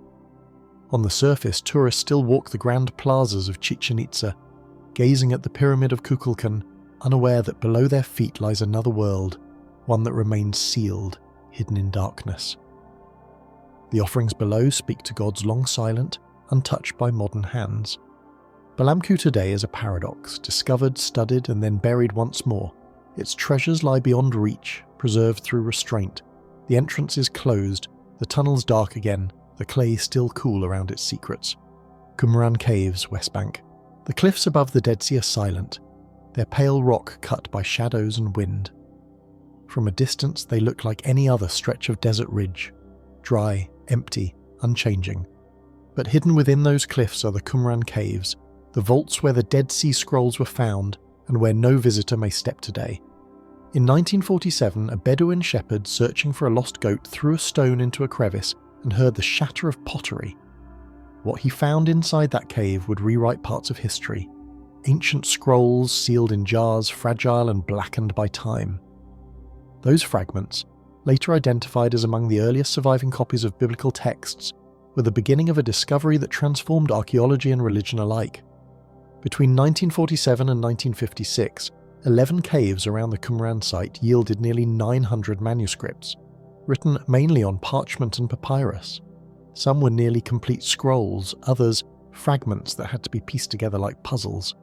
They included portions of every book of the Hebrew Bible except Esther, as well as hymns, apocalyptic writings, and community rules of a Jewish sect often linked to the Essenes. The caves themselves are small and difficult to reach. They sit in limestone cliffs above the ruins of an ancient settlement overlooking the Dead Sea. Many of the entrances are narrow, the interiors unstable, their walls eroded by centuries of salt and wind. When the first archaeologists arrived in the 1950s, they mapped and excavated them carefully, recovering jars, textiles, ropes, and wooden fragments. But even then, the environment was fragile. Over time, the combination of human activity, weather, and looting led to deterioration. In the decades after the discoveries, the caves were stripped bare, their sediments exposed. The scrolls, now preserved in museums and labs, could not survive if left where they were found. The caves themselves became empty shells, the archaeological layers largely exhausted but still delicate. Today, the Qumran National Park is open to the public. Visitors can walk paths around the ancient settlement, see reconstructed rooms where scholars believe the scrolls may have been copied, and look across the cliffs where the caves lie. But no one is allowed to climb into them. The entrances are off limits, protected by fences, conservation teams, and the simple danger of collapse. The restriction is partly for safety, partly for preservation. The soft limestone walls crumble easily under weight or vibration. Even small changes in humidity from breath or body heat can loosen fragile mineral layers. And though the scrolls themselves are gone, microtraces, ink residues, organic fragments, pollen, dust, still linger in the sediments. For archaeologists, these remnants hold the potential for future discoveries, but only if the site remains untouched. Scientific access is rare and strictly controlled. Researchers who enter must wear protective clothing, carry limited gear, and avoid any physical contact with surfaces. Most new work is done remotely. Drones capture images of cliff faces, photogrammetry reconstructs the cave interiors in 3D, and spectrographic analysis examines pigment traces invisible to the eye. Sampling, when allowed, is microscopic. A grain of dust, a fibre, a flake of plaster. Recent studies using advanced imaging and DNA analysis have identified animal skins used for parchment, clarified scribal habits, and even reconstructed missing sections of text from high-resolution scans. But the fieldwork that supports this research no longer requires breaking into caves. The data comes from samples preserved decades ago and from careful observation rather than intrusion. The caves remain mostly as they were, empty, echoing, shaped by erosion and silence. From the tourist path below, you can see the dark mouths in the cliff face, the hollows where ancient scrolls once slept. Guides point them out by number, Cave 1, Cave 4, Cave 11, and tell stories of the shepherds, the scholars, and the long debates that followed. But the path ends at the fences. The climb upward is forbidden. Some of the caves, like Cave 4, are only a few meters deep. Others stretch farther, twisting into the stone. Cave 11, the last to yield scrolls, sits high above the valley, reached only by rope. All are dangerous now. The rock is brittle, the ledge is narrow, the drop sheer. What remains is protected by inaccessibility. In the dry wind that sweeps across the desert, you can almost feel the weight of the past pressing down from those cliffs. The scrolls are gone, preserved in climate-controlled rooms far from this landscape, but the caves remain their truest guardians, sealed by time, guarded by law, and left to the stillness that once protected them for 2,000 years. Pavlopetri, Greece. Beneath the clear waters off the coast of southern Laconia, Greece lie the outlines of streets, courtyards, and buildings that once stood in sunlight. The seabed near the tiny islet of Elefonisos holds Pavlopetri, the oldest known submerged city in the world, a place that has not seen the sky for more than 5,000 years. From the surface, it looks like a patch of turquoise sea, no different from the rest of the Laconian Gulf. But under only a few meters of water lies an entire Bronze Age settlement, mapped in exquisite detail, a grid of stone foundations, paved roads, tombs, and open squares. The site spreads across about 9 acres, a complete town preserved underwater. Discovered in 1904 by geologist Hoyo Negro and later surveyed in 1967 by British archaeologist Nicholas Fleming, Pavlopetri changed how scholars viewed early urban life. The ruins date back to around 2800 BCE, possibly even earlier, placing them at the dawn of the Bronze Age. Later studies suggest the town flourished during the Minoan and Mycenaean periods, when seafaring cultures connected the Greek mainland with Crete and beyond. The city's layout is strikingly organised. Archaeologists have identified at least 15 buildings with distinct rooms, streets running in straight lines, and a central plaza that may have been used for trade or communal gatherings. Storage vessels found in the area hint at a busy harbour economy, people trading oil, wine, and pottery across the Aegean. Pavlopetri was not a village of huts, but a planned port settlement, showing early examples of urban design centuries before classical Greece. Sometime around 1000 BCE, an earthquake or gradual land subsidence caused the shoreline to sink. The sea slowly covered the town, preserving its walls under sand and sediment. Protected by its underwater environment, the site remained undisturbed for millennia. When divers rediscovered it in the 20th century, they realized the sea had kept it almost exactly as it was left. Because of its importance, Pavlopetri is strictly protected by Greek law. Recreational diving is prohibited without a scientific permit. The site sits in shallow water, about 3 to 4 meters deep, tempting for snorkelers and swimmers, but access is limited to prevent damage. The currents are gentle, yet even fin kicks can stir sediment that erodes the stones. Authorities monitor the area for unauthorized entry, and only trained archaeologists may conduct fieldwork. Research at Pavlopetri combines traditional archaeology with advanced underwater mapping. Using 3D photogrammetry, sonar and drone imaging, scientists have created digital models of the submerged landscape. These models reveal not only buildings, but also harbour basins and channels that once allowed ships to dock. Sediment cores show traces of crops and vegetation from nearby fields, suggesting a small but thriving community linked to inland agriculture. In recent years, the Pavlopetri Underwater Archaeology Project, led by the University of Nottingham and the Ephorate of Underwater Antiquities, completed detailed mapping of the site. The team uncovered artefacts such as cooking pots, grinding stones, loom weights, and fine Minoan-style ceramics. Each item reflects daily life rather than grand palaces, the rhythm of a working town on the sea's edge. For preservation, most excavation has been halted. The sea, paradoxically, protects what remains. The thin layer of sand covering the ruins shields the stone from biological growth and erosion. Disturbing it risks exposing walls to marine life and wave action that could destroy them. The Greek Ministry of Culture has restricted all diving activity outside authorized research seasons, and no artifact may be removed. Visitors can view the site only from above. Glass-bottomed boats occasionally glide over it, and from the shore near Viglafia, the faint shapes of streets are visible on clear days. There are plans for virtual reconstructions and museum exhibits, allowing people to explore Pavlopetri through digital immersion instead of physical contact. In the quiet shallows, the sea keeps its hold. Fish swim through doorways, sea grass waves where once stood walls, and fragments of pottery lie scattered among shells. Every tide smooths the stones a little more. Pavlopetri remains there between land and water, a drowned city that endures through patience and distance, guarded by silence and salt. Thonis-Heracleion, Egypt. The sea off Egypt's northern coast hides an ancient city once thought to be only legend. For centuries, Thonis-Heracleion existed in memory and myth, a place where gods arrived, pharaohs prayed, and Greek merchants unloaded their ships. But today its ruins rest beneath the waves of the Mediterranean, buried in silt and silence, seen only by archaeologists who dive under permit. About 6.5 kilometers off the coast of Abu Chirbe, near Alexandria, divers descend into green water where visibility is short and the current carries fine sand across the seabed. There, massive stone blocks, columns and statues emerge from the murk. They once formed temples, houses and docks of a city that, around the 1st millennium BCE, was one of the most important ports in Egypt. Thonis was its Egyptian name. Heracleion was what the Greeks called it. The city controlled access to the Nile before the founding of Alexandria. Ships from the Mediterranean anchored there to pay taxes and transfer cargo. It was a place of trade, customs and ceremony, where Egyptian priests and foreign sailors crossed paths.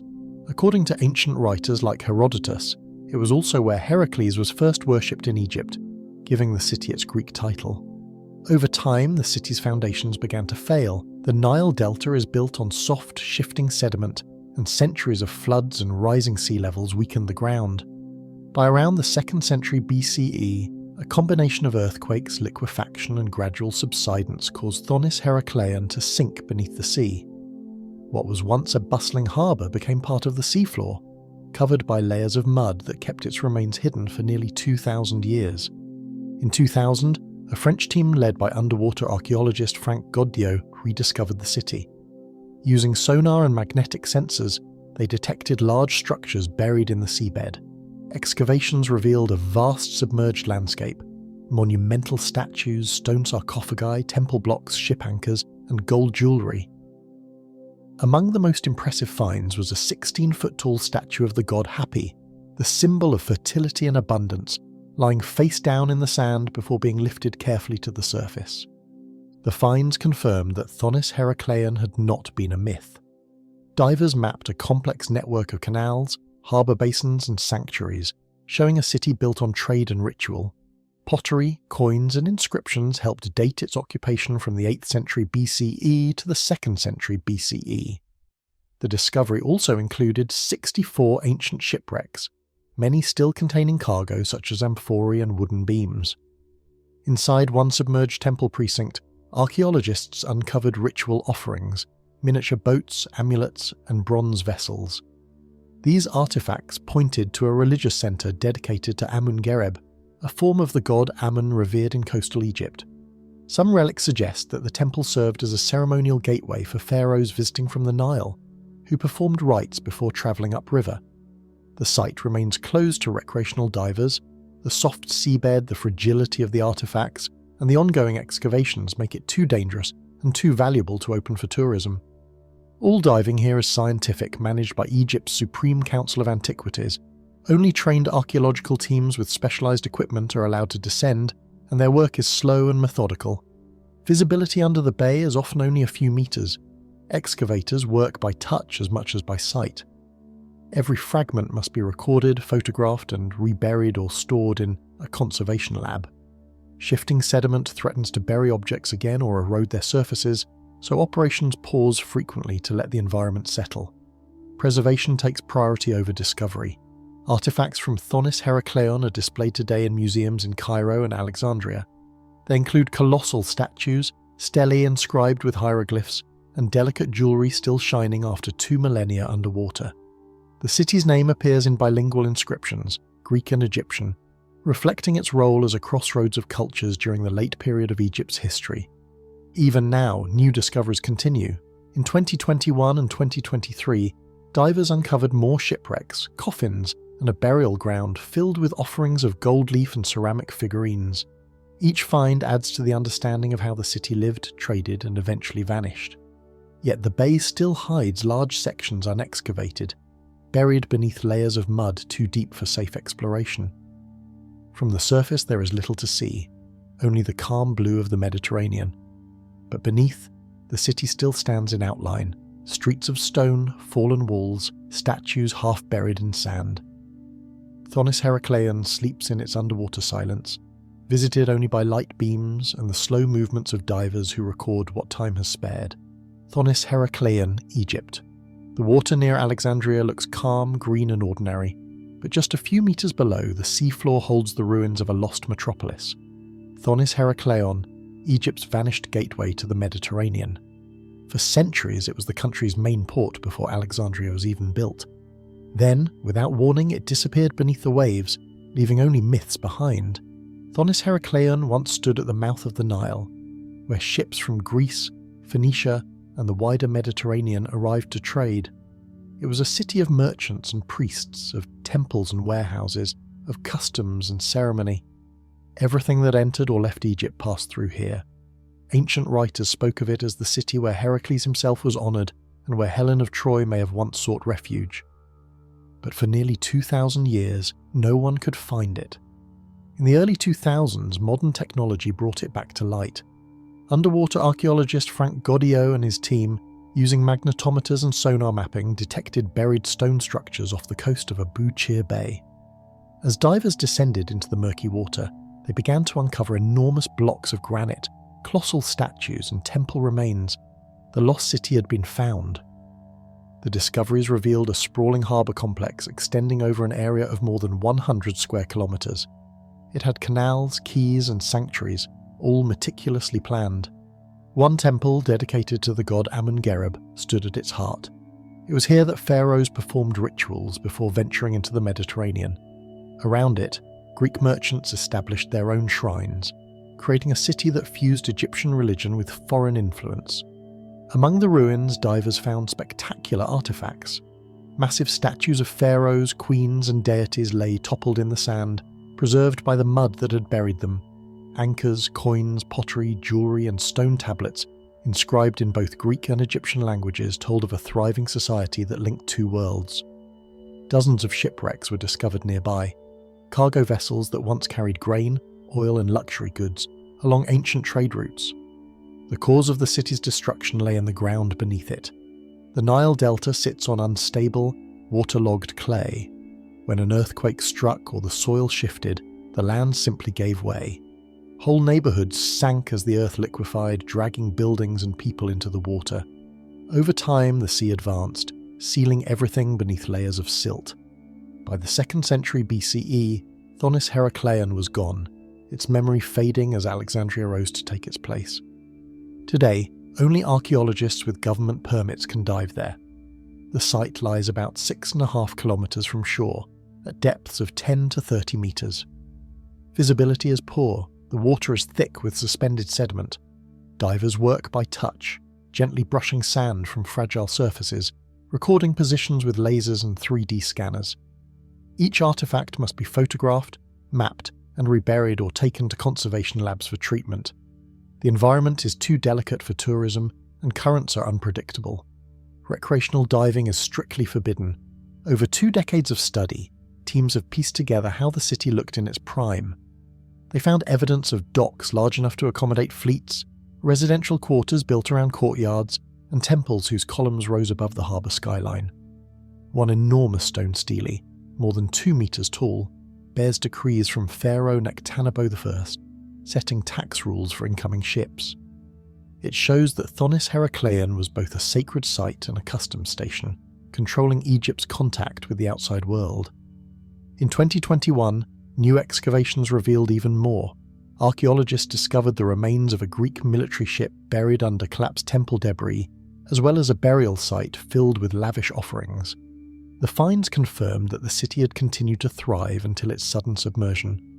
Gold jewellery, bronze coins, and fragments of ceramic figurines lay exactly as they had fallen when the earth gave way.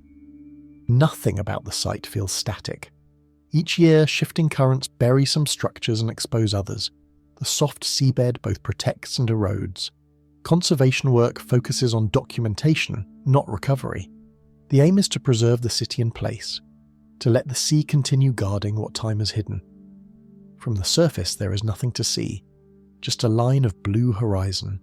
But below, streets once filled with traders now echo with the sound of divers' bubbles. Columns lean at angles, statues rest on their sides, and the outlines of houses still trace the map of a living city now lost to the sea. Thonis-Heracleion remains there, undisturbed, between myth and history. A port still waiting under the water, unreachable except by those who explore it in silence. Hoyo Negro, Mexico. In the depths of Mexico's Yucatan Peninsula, beyond the reach of sunlight, lies a vast underwater chamber known as Hoyo Negro, the Black Hole. Hidden inside the flooded cave system of Sakak'tun, this dark pit holds one of the most important discoveries of early human history in the Americas, the skeleton of a teenage girl who died more than 12,000 years ago. Reaching Hoyo Negro is no simple dive. The entrance lies inside the dense jungle near Tulum, where small sinkholes open into a labyrinth of submerged tunnels carved by groundwater through limestone. Divers enter through narrow passages, their lights slicing through the black water. After swimming for hundreds of meters, the tunnel suddenly drops into a vertical shaft, a massive chamber more than 60 meters deep and over 30 meters wide. That void is Hoyo Negro. In 2007, a team of cave divers exploring the Sakak'tun system descended into this pit and spotted bones scattered across the floor.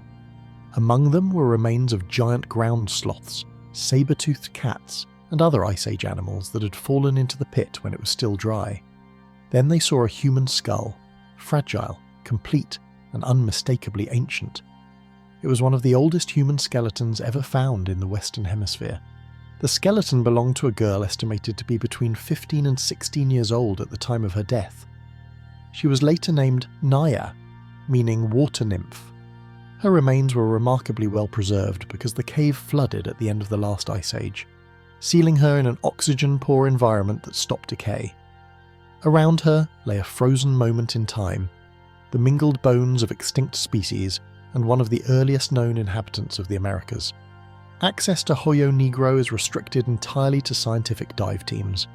The pit's size, depth and fragility make it one of the most challenging archaeological sites in the world. The walls are unstable, and any contact with the sediments could destroy evidence that has remained undisturbed for millennia. To enter, divers must be trained in both technical cave diving and archaeological documentation.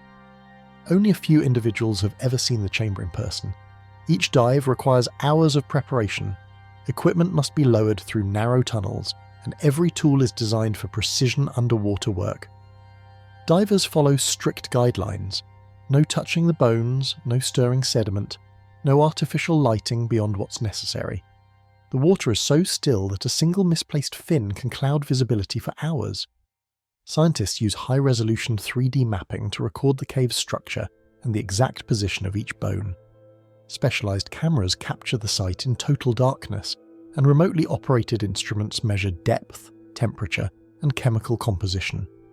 Samples are taken only when necessary: a fragment of tooth enamel, a grain of sediment, a drop of calcite, to avoid altering the site's natural balance. From those samples, researchers extracted mitochondrial DNA, confirming that Naya's genetic signature matches that of modern indigenous peoples of the Americas. This discovery provided direct evidence linking the first inhabitants of the continent to their present-day descendants, bridging a gap of thousands of years. The bones of Ice Age animals around her also tell the story of an environment far different from today's tropical forest. When Naya lived, this part of the Yucatan was dry savanna. The cave openings were skylights leading to deep sinkholes where animals, and sometimes people, fell and never returned. As glaciers melted and sea levels rose, these pits filled with water, turning them into the cenotes we know today. Hoyo Negro remains sealed from the public.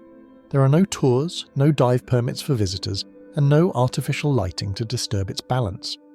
The only glimpses of its interior come from scientific footage and 3D reconstructions displayed in museums. In those virtual models, Naya's delicate skeleton lies exactly as it was found, surrounded by the remains of the extinct creatures that shared her world.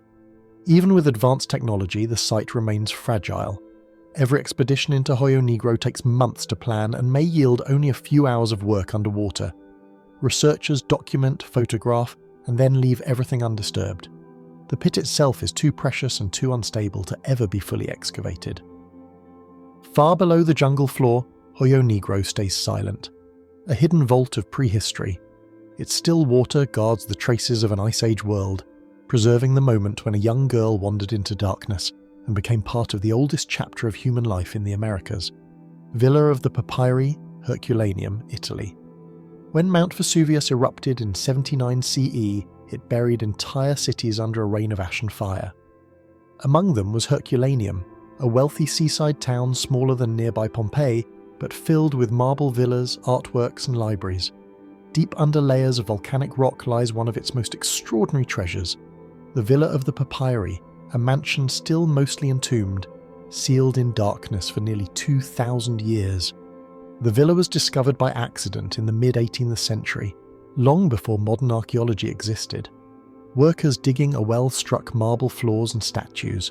Further tunneling revealed corridors, gardens, and rooms filled with sculptures of gods and philosophers.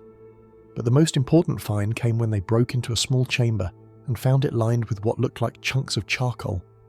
Those burnt logs turned out to be carbonized scrolls, hundreds of papyri, each containing texts from the ancient world.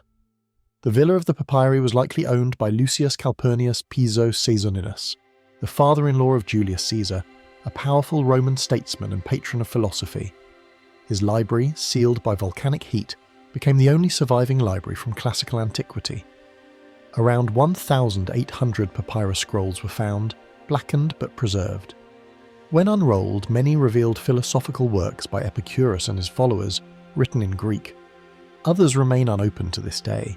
The eruption's pyroclastic flows carbonized everything but also preserved it. The scrolls became fragile cylinders of charcoal that crumble under touch. In the 18th and 19th centuries, early attempts to open them often destroyed the text. Some were slowly unrolled using dampening methods and mechanical devices, producing fragments of writing now stored at the National Library of Naples. But the majority remained sealed, still waiting for safe reading. Modern researchers have turned to technology to read them without unrolling. High-resolution X-ray tomography and machine learning algorithms are now being used to virtually reconstruct the layers of the scrolls. The Vesuvius Challenge, launched in 2023, invited researchers worldwide to help decode the carbonized papyri through artificial intelligence. Within months, participants successfully read sections of a text discussing pleasure, perception and music, the first words revealed from a scroll that hasn't been opened in almost 2 millennia. The villa itself is only partly excavated. The visible areas are vast. Columned atriums, mosaics, fountains, gardens, and sea-facing terraces. But most of the structure remains underground, still buried beneath more than 20 meters of hardened volcanic material. Early tunnels from the Bourbon period snake through the lower levels, connecting chambers that haven't been seen since the 1700s. Excavating them is risky. The overlying rock is unstable and groundwater seeps into the passages. Removing the rest of the debris could collapse what has already been uncovered. Because of those dangers, the Villa of the Papyri is not open to the general public. Only the uppermost parts are accessible to specialists during supervised inspections. The larger underground sections, where the rest of the library likely lies, remain sealed. Archaeologists monitor the site but refrain from further large-scale digging. Instead, they rely on remote sensing and digital mapping to study what lies beneath. Ground-penetrating radar and geophysical scans have confirmed that the buried part of the villa extends far beyond what is currently visible. The total complex may stretch over 250 meters, making it one of the largest Roman villas ever built. Its design inspired the Getty Villa in California, which was modelled after the known portions of the original layout. The scrolls recovered so far are now kept in controlled environments, shielded from air and light. Each fragment, each smear of ink, is documented using multispectral imaging, revealing traces invisible to the naked eye. Scientists hope that advances in digital reconstruction will eventually allow the full library to be read without excavation. Beneath Herculaneum, the rest of the villa lies in silence.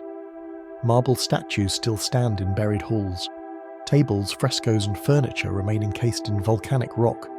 Somewhere under that hardened layer, untouched rooms may still hold scrolls that no one has seen since antiquity. Texts that could include lost works of Aristotle, Sophocles or unknown philosophers.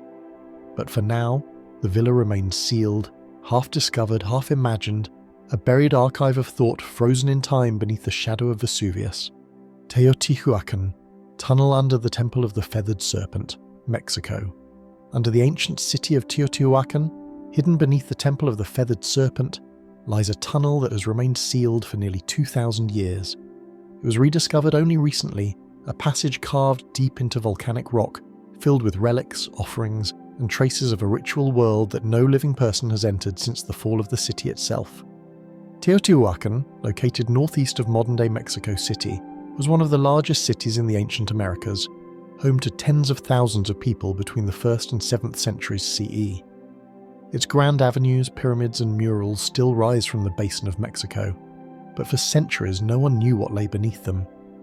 In 2003, heavy rains opened a sinkhole near the base of the Temple of the Feathered Serpent, revealing a hidden void. Archaeologist Sergio Gomez, from Mexico's National Institute of Anthropology and History, INAH, lowered a camera inside and saw something extraordinary. A long, man-made tunnel leading directly beneath the temple's core. It had been deliberately sealed with stones around 250 CE, as if the builders intended to hide it forever. The passage stretches roughly 100 meters underground and runs along a straight axis aligned with the city's central avenue. Excavation began in 2009 after years of planning and safety work. Researchers used drones, ground-penetrating radar, and even small robotic vehicles to map its interior before entering. The first images showed intact walls, side chambers, and glimmers of metallic reflections in the dark, mineralized artifacts that sparkled like stars under flashlight beams. Inside, archaeologists discovered a series of ritual offerings that had been left untouched for almost 2 millennia. They found sculptures of jade and obsidian, seashells carried from distant coasts, pottery, carved wooden figures, and rubber balls used in ceremonial games. There were also animal remains, jaguars, eagles, and serpents, placed carefully in symbolic positions. Liquid mercury was found pooled in shallow basins, possibly to represent sacred rivers or the underworld. As the excavation advanced, the team identified 3 sealed chambers at the tunnel's far end. These were likely built to symbolize the underworld or the cosmic womb from which creation was believed to emerge. The chambers were filled with offerings, but they remained partially unopened.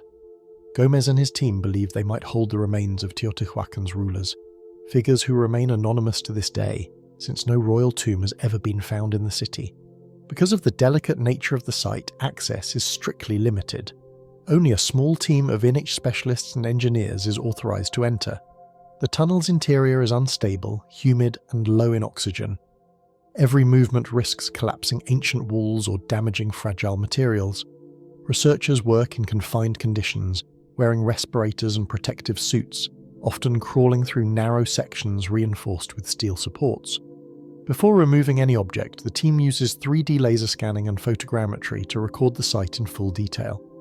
Each stone, artifact, and layer of soil is mapped to the millimeter. Samples of dust, pollen, and organic residue are collected for later study. The excavation has taken more than a decade, progressing centimeter by centimeter. Findings from the tunnel have reshaped the understanding of Teotihuacan's religion. The arrangement of offerings suggests that the tunnel represented a journey through the underworld, mirroring the path of death and rebirth in the city's cosmology. Some walls were coated with powdered pyrite and hematite, creating the illusion of a star-filled sky when lit by torchlight. When the chambers were finally reached, archaeologists found extraordinary scenes frozen in time. Miniature landscapes built from stone and crystal, fragments of carved masks, and traces of pigment still clinging to walls. Yet the innermost parts of the complex remain sealed. INAH has not opened them completely, citing the need for conservation and further analysis. Public entry is forbidden. The tunnel lies closed beneath the temple, protected by barriers and constant monitoring. Above ground, tourists walk along the Avenue of the Dead, unaware that beneath their feet is one of the most carefully guarded archaeological sites in the Americas. Researchers continue to study the materials removed from the tunnel, thousands of fragments analysed in laboratories across Mexico. They have confirmed that some offerings came from as far as Guatemala and the Gulf of Mexico, showing Teotihuacan's vast trade and influence. But what remains inside, behind the last walls of the tunnel, is still unknown. The excavation was officially sealed again in 2018 to stabilise the structure and preserve its environment. The entrance now remains locked, the interior resting in darkness. Somewhere beyond the sealed chambers may lie answers to who ruled Teotihuacan and why the city was abandoned. For now, those answers stay buried beneath layers of stone and time, guarded by silence and science. Palmyra, Syria. The Syrian desert stretches in silence, broken only by wind and sand. Rising from it are the pale ruins of Palmyra, once called the Bride of the Desert. Its stone columns, arches, and temples once marked a crossroads of civilizations, a city of traders, gods, and empires. Today it stands scarred and empty, unreachable except through memory and guarded files. Palmyra lies in the heart of central Syria, midway between the Mediterranean and the Euphrates River. For thousands of years, it was a vital stop on the ancient trade routes that connected Rome with Persia, India, and China. Caravans passed through carrying silk, spices, and precious stones. The wealth of this desert oasis made it flourish, its people building colonnaded streets, grand temples, and monumental tombs that blended Greco-Roman form with Eastern art. In its height during the 1st and 2nd centuries CE, Palmyra stood as a semi-independent kingdom under Roman protection. It was home to Queen Zenobia, whose brief rebellion against Rome made her a legend. She led armies eastward, conquering parts of Egypt and Anatolia before her defeat. Her capital at Palmyra was adorned with temples to Bel and Baal-Shamin, theatres and triumphal arches, symbols of a city that looked both west and east, blending the gods of Mesopotamia with the architecture of Greece. Centuries later, when the desert reclaimed it, Palmyra became a symbol of lost grandeur. Archaeologists from France and Syria began excavating in the early 20th century, uncovering inscriptions in Greek, Aramaic, and Latin. In 1980, UNESCO declared it a World Heritage Site, recognizing it as one of the most important cultural landmarks of the ancient world. But in recent decades, Palmyra's isolation became its curse. When civil war erupted in Syria in 2011, the site lay near a contested region. In 2015, fighters of the self-proclaimed Islamic State captured Palmyra and used its ancient theatre as a stage for executions. They destroyed many of its treasures. The Temple of Bel, the Temple of Baal-Shamin, and parts of the Arch of Triumph were blown apart. Statues were defaced and artifacts were looted and sold on the black market. The world watched in disbelief as thousands of years of history crumbled in days. Satellite images confirmed the devastation. UNESCO called it a war crime. Yet amid the ruins, some structures endured. The monumental colonnade, sections of the agora, and tomb towers still standing against the desert sky. The Syrian army recaptured Palmyra in 2016 with support from Russian forces, and for a brief period, restoration teams returned. They documented surviving structures, stabilized walls, and began emergency conservation. But fighting soon resumed in the region, and the site was captured and retaken again, each time suffering further damage. By 2017, when the conflict shifted elsewhere, Palmyra was left silent once more, its future uncertain, its access restricted. Today, travel advisories from the United Kingdom, the United States, and most international organisations classify all of Syria as off-limits. The UK's Foreign, Commonwealth and Development Office explicitly warns against all travel to the country, citing armed conflict, terrorism, and infrastructure collapse. That means Palmyra, despite its fame, remains effectively closed to visitors and researchers alike. The ruins are guarded by the Syrian military, and movement in the area is highly restricted. Only authorised heritage teams under state supervision are allowed to assess damage, and even they operate with limited equipment and resources. Many international restoration projects have been postponed indefinitely. Museums hold fragments recovered from earlier excavations, while 3D scanning and photogrammetry are used abroad to preserve digital replicas of destroyed monuments. Palmyra's images now circulate mostly through archives, photographs taken before the war, drone footage from past surveys, and reconstruction models built by engineers and archaeologists. These digital reconstructions aim to safeguard the memory of what was lost and guide any future restoration once peace allows. Yet the real site remains out of reach. Roads leading to it are dangerous. Mines and unexploded ordnance still surround parts of the ruins. The nearby city of Tadmor, once the modern gateway to Palmyra, lies partially destroyed. Those who once lived there fled years ago. The desert winds have returned, sweeping over the fallen stones and the shattered columns. The Temple of Bel's foundations remain visible, its courtyard open to the sky. The great colonnade still casts long shadows at sunset, though no one stands there to see them. Palmyra, once a symbol of cultural exchange between East and West, now stands inside a zone defined by war and risk, a sacred city made inaccessible by the same forces that once destroyed it. Dura-Europos, Syria. The banks of the Euphrates River once carried trade, armies and pilgrims across the ancient world. On a high bluff above its slow brown waters lie the ruins of Dura-Europos, a frontier city that once marked the edge of empires, Greek, Parthian, Roman, and stood as one of the most diverse and extraordinary archaeological sites in the Middle East. Today, it lies silent and unreachable, its walls scarred by war and erosion, sealed within one of the world's most dangerous zones. Dura-Europos sits in eastern Syria near the modern town of Salhia. Founded around 300 BCE by the Seleucids, the Greek successors of Alexander the Great, it was designed as a military colony. Its grid layout, fortified ramparts and watchtowers overlooked the desert plain, controlling movement along the river valley.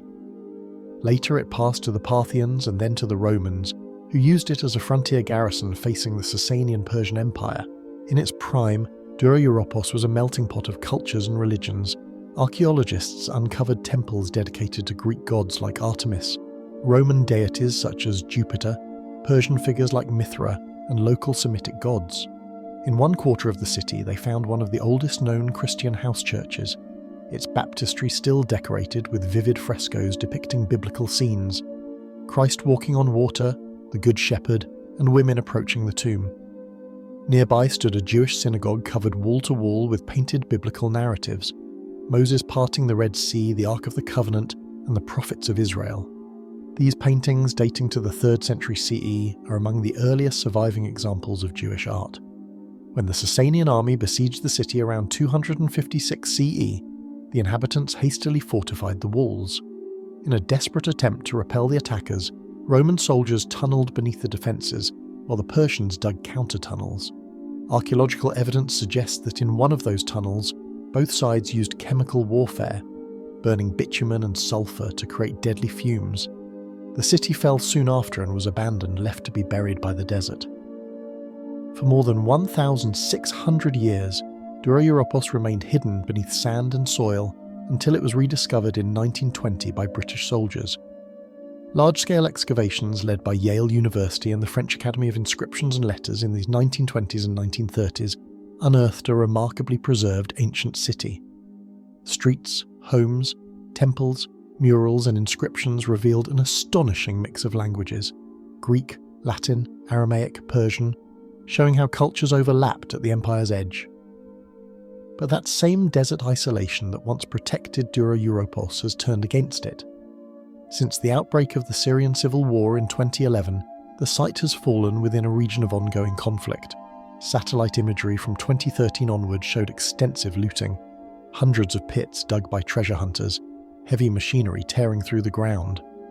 Reports from UNESCO and the Syrian Directorate of Antiquities confirm that large sections of the site were stripped or damaged. Today, no archaeologist or tourist can reach it. The United Kingdom's Foreign, Commonwealth and Development Office, along with other international agencies, continues to issue a strict against all travel warning for Syria, citing armed conflict, terrorism and lack of infrastructure.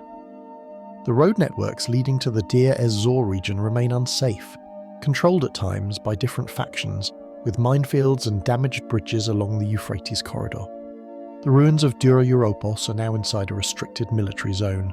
Armed guards reportedly patrol the area, and access requires government authorization that is rarely granted.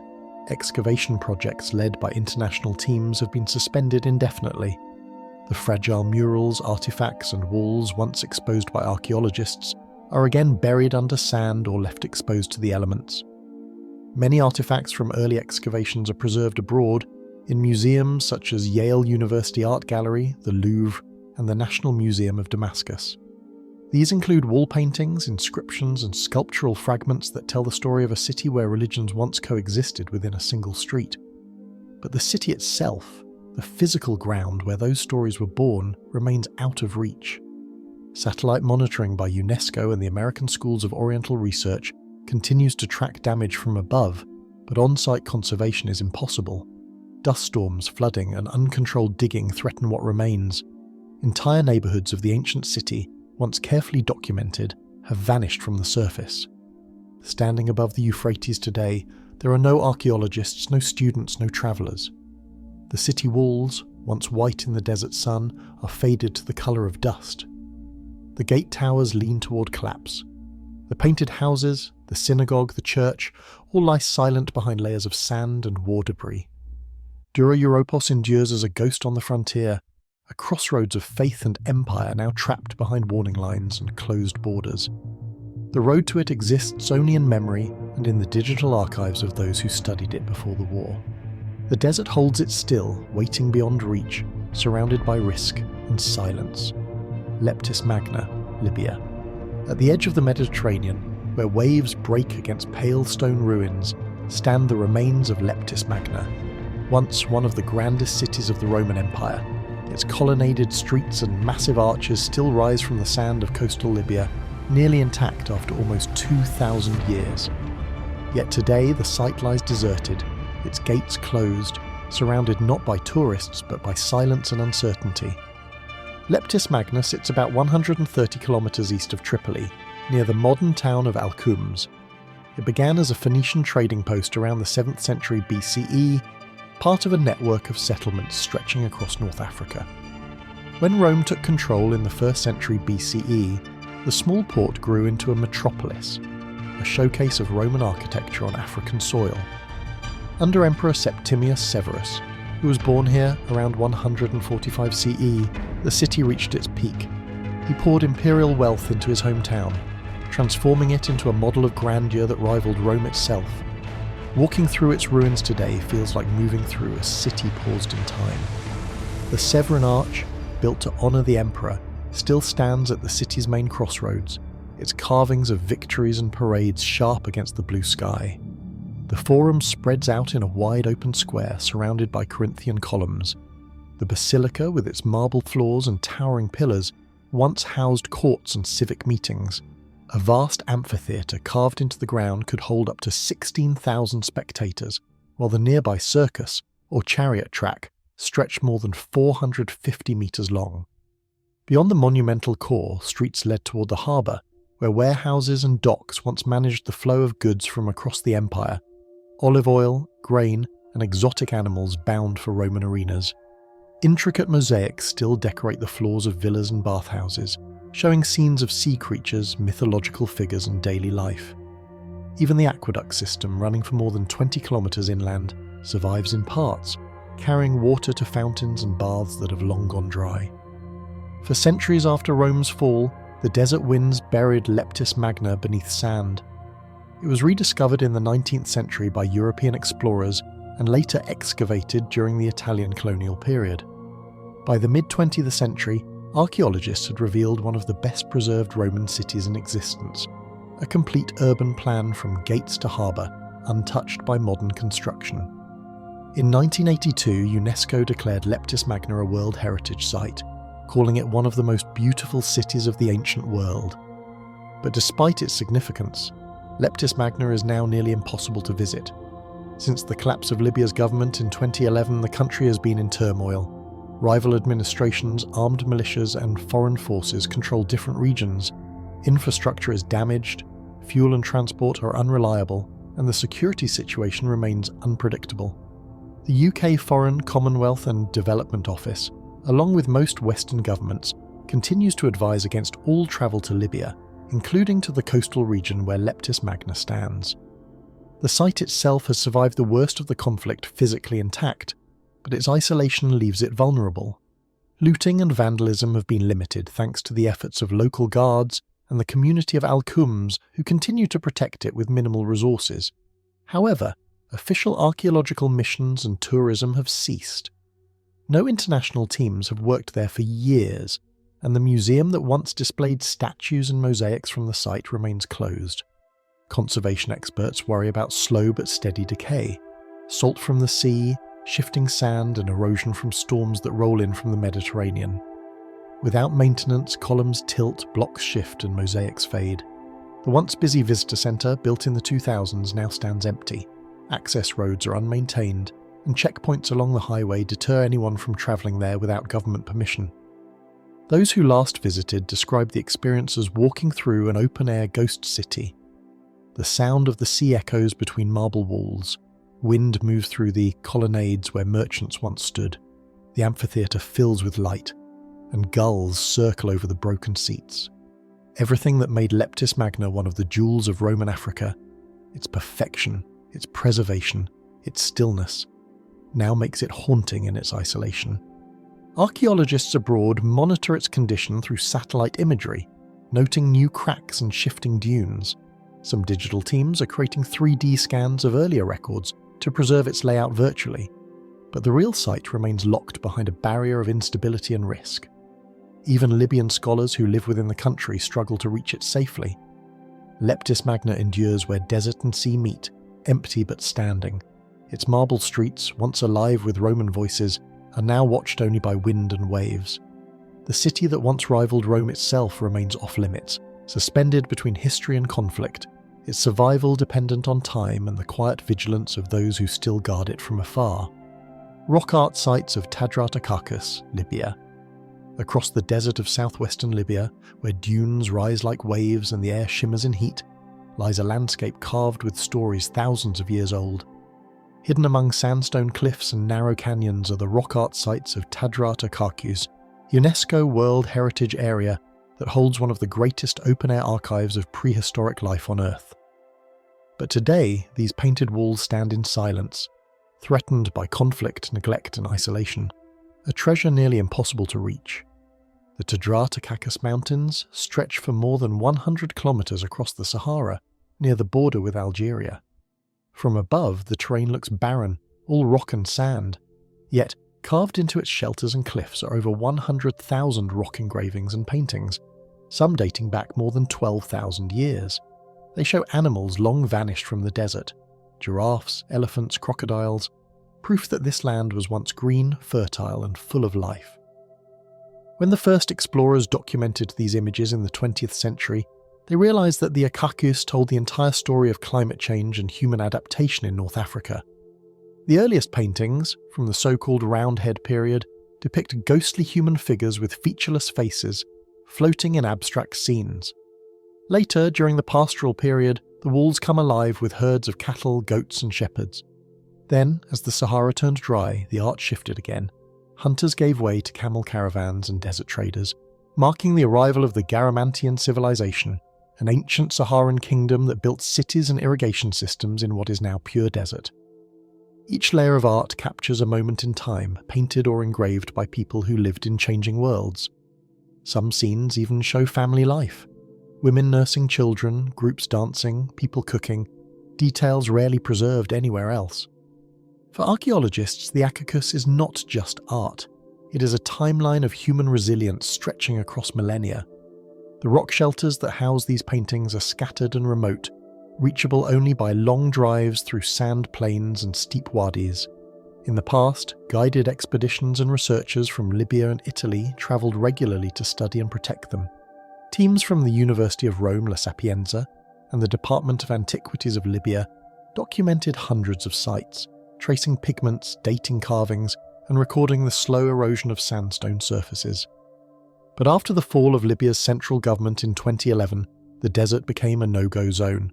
The region around Ghat and the Acacus Mountains fell under shifting control between armed groups and smugglers.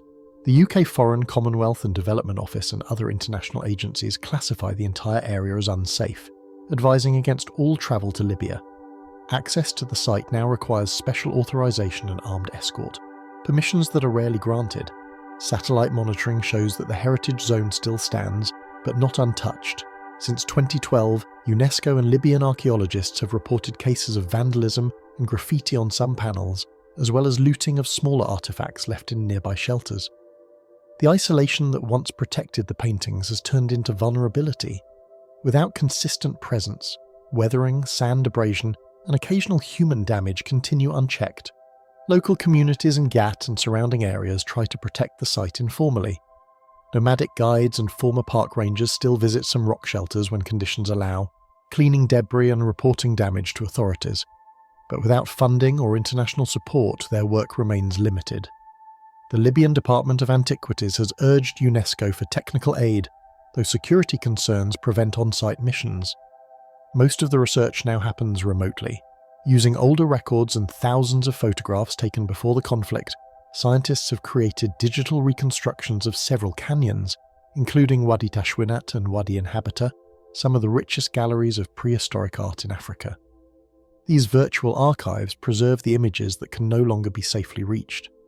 They also reveal details that were once overlooked, traces of pigments, weathering lines, and even ancient handprints faintly visible under dust.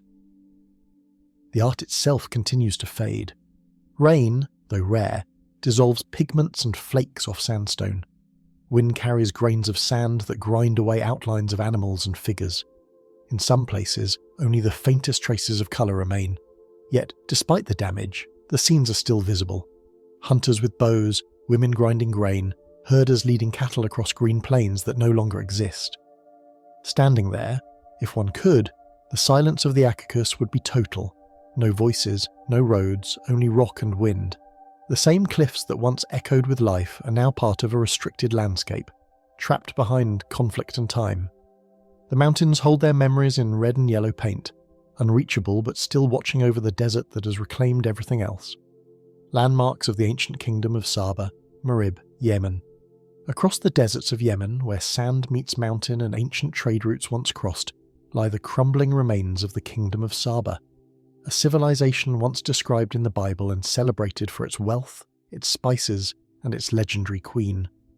The capital Marib was once the heart of Arabia Felix, the Fortunate Arabia, a land made rich by frankincense, myrrh, and the daring merchants who carried them across the world. Today its ruins sit under the shadow of conflict, inaccessible to all but a few, and officially marked by UNESCO as a World Heritage Site in danger. The story of Marib begins more than 3,000 years ago, when the Kingdom of Saba rose to power in southern Arabia. Centered around a fertile oasis at the edge of the desert, its prosperity came from both trade and engineering. The Great Dam of Marib, one of the most remarkable feats of ancient hydraulic engineering, held back seasonal floods and turned dry valleys into farmland. Built as early as the 8th century BCE and expanded over centuries, it allowed the Sabaeans to cultivate crops and sustain a population that traded with kingdoms from Mesopotamia to East Africa. At its height, Marib was a city of temples, markets, and palaces. The most famous was the temple of the moon god Almaka, also known as the Awam Temple, a vast sanctuary surrounded by limestone walls and columns rising toward the desert sky.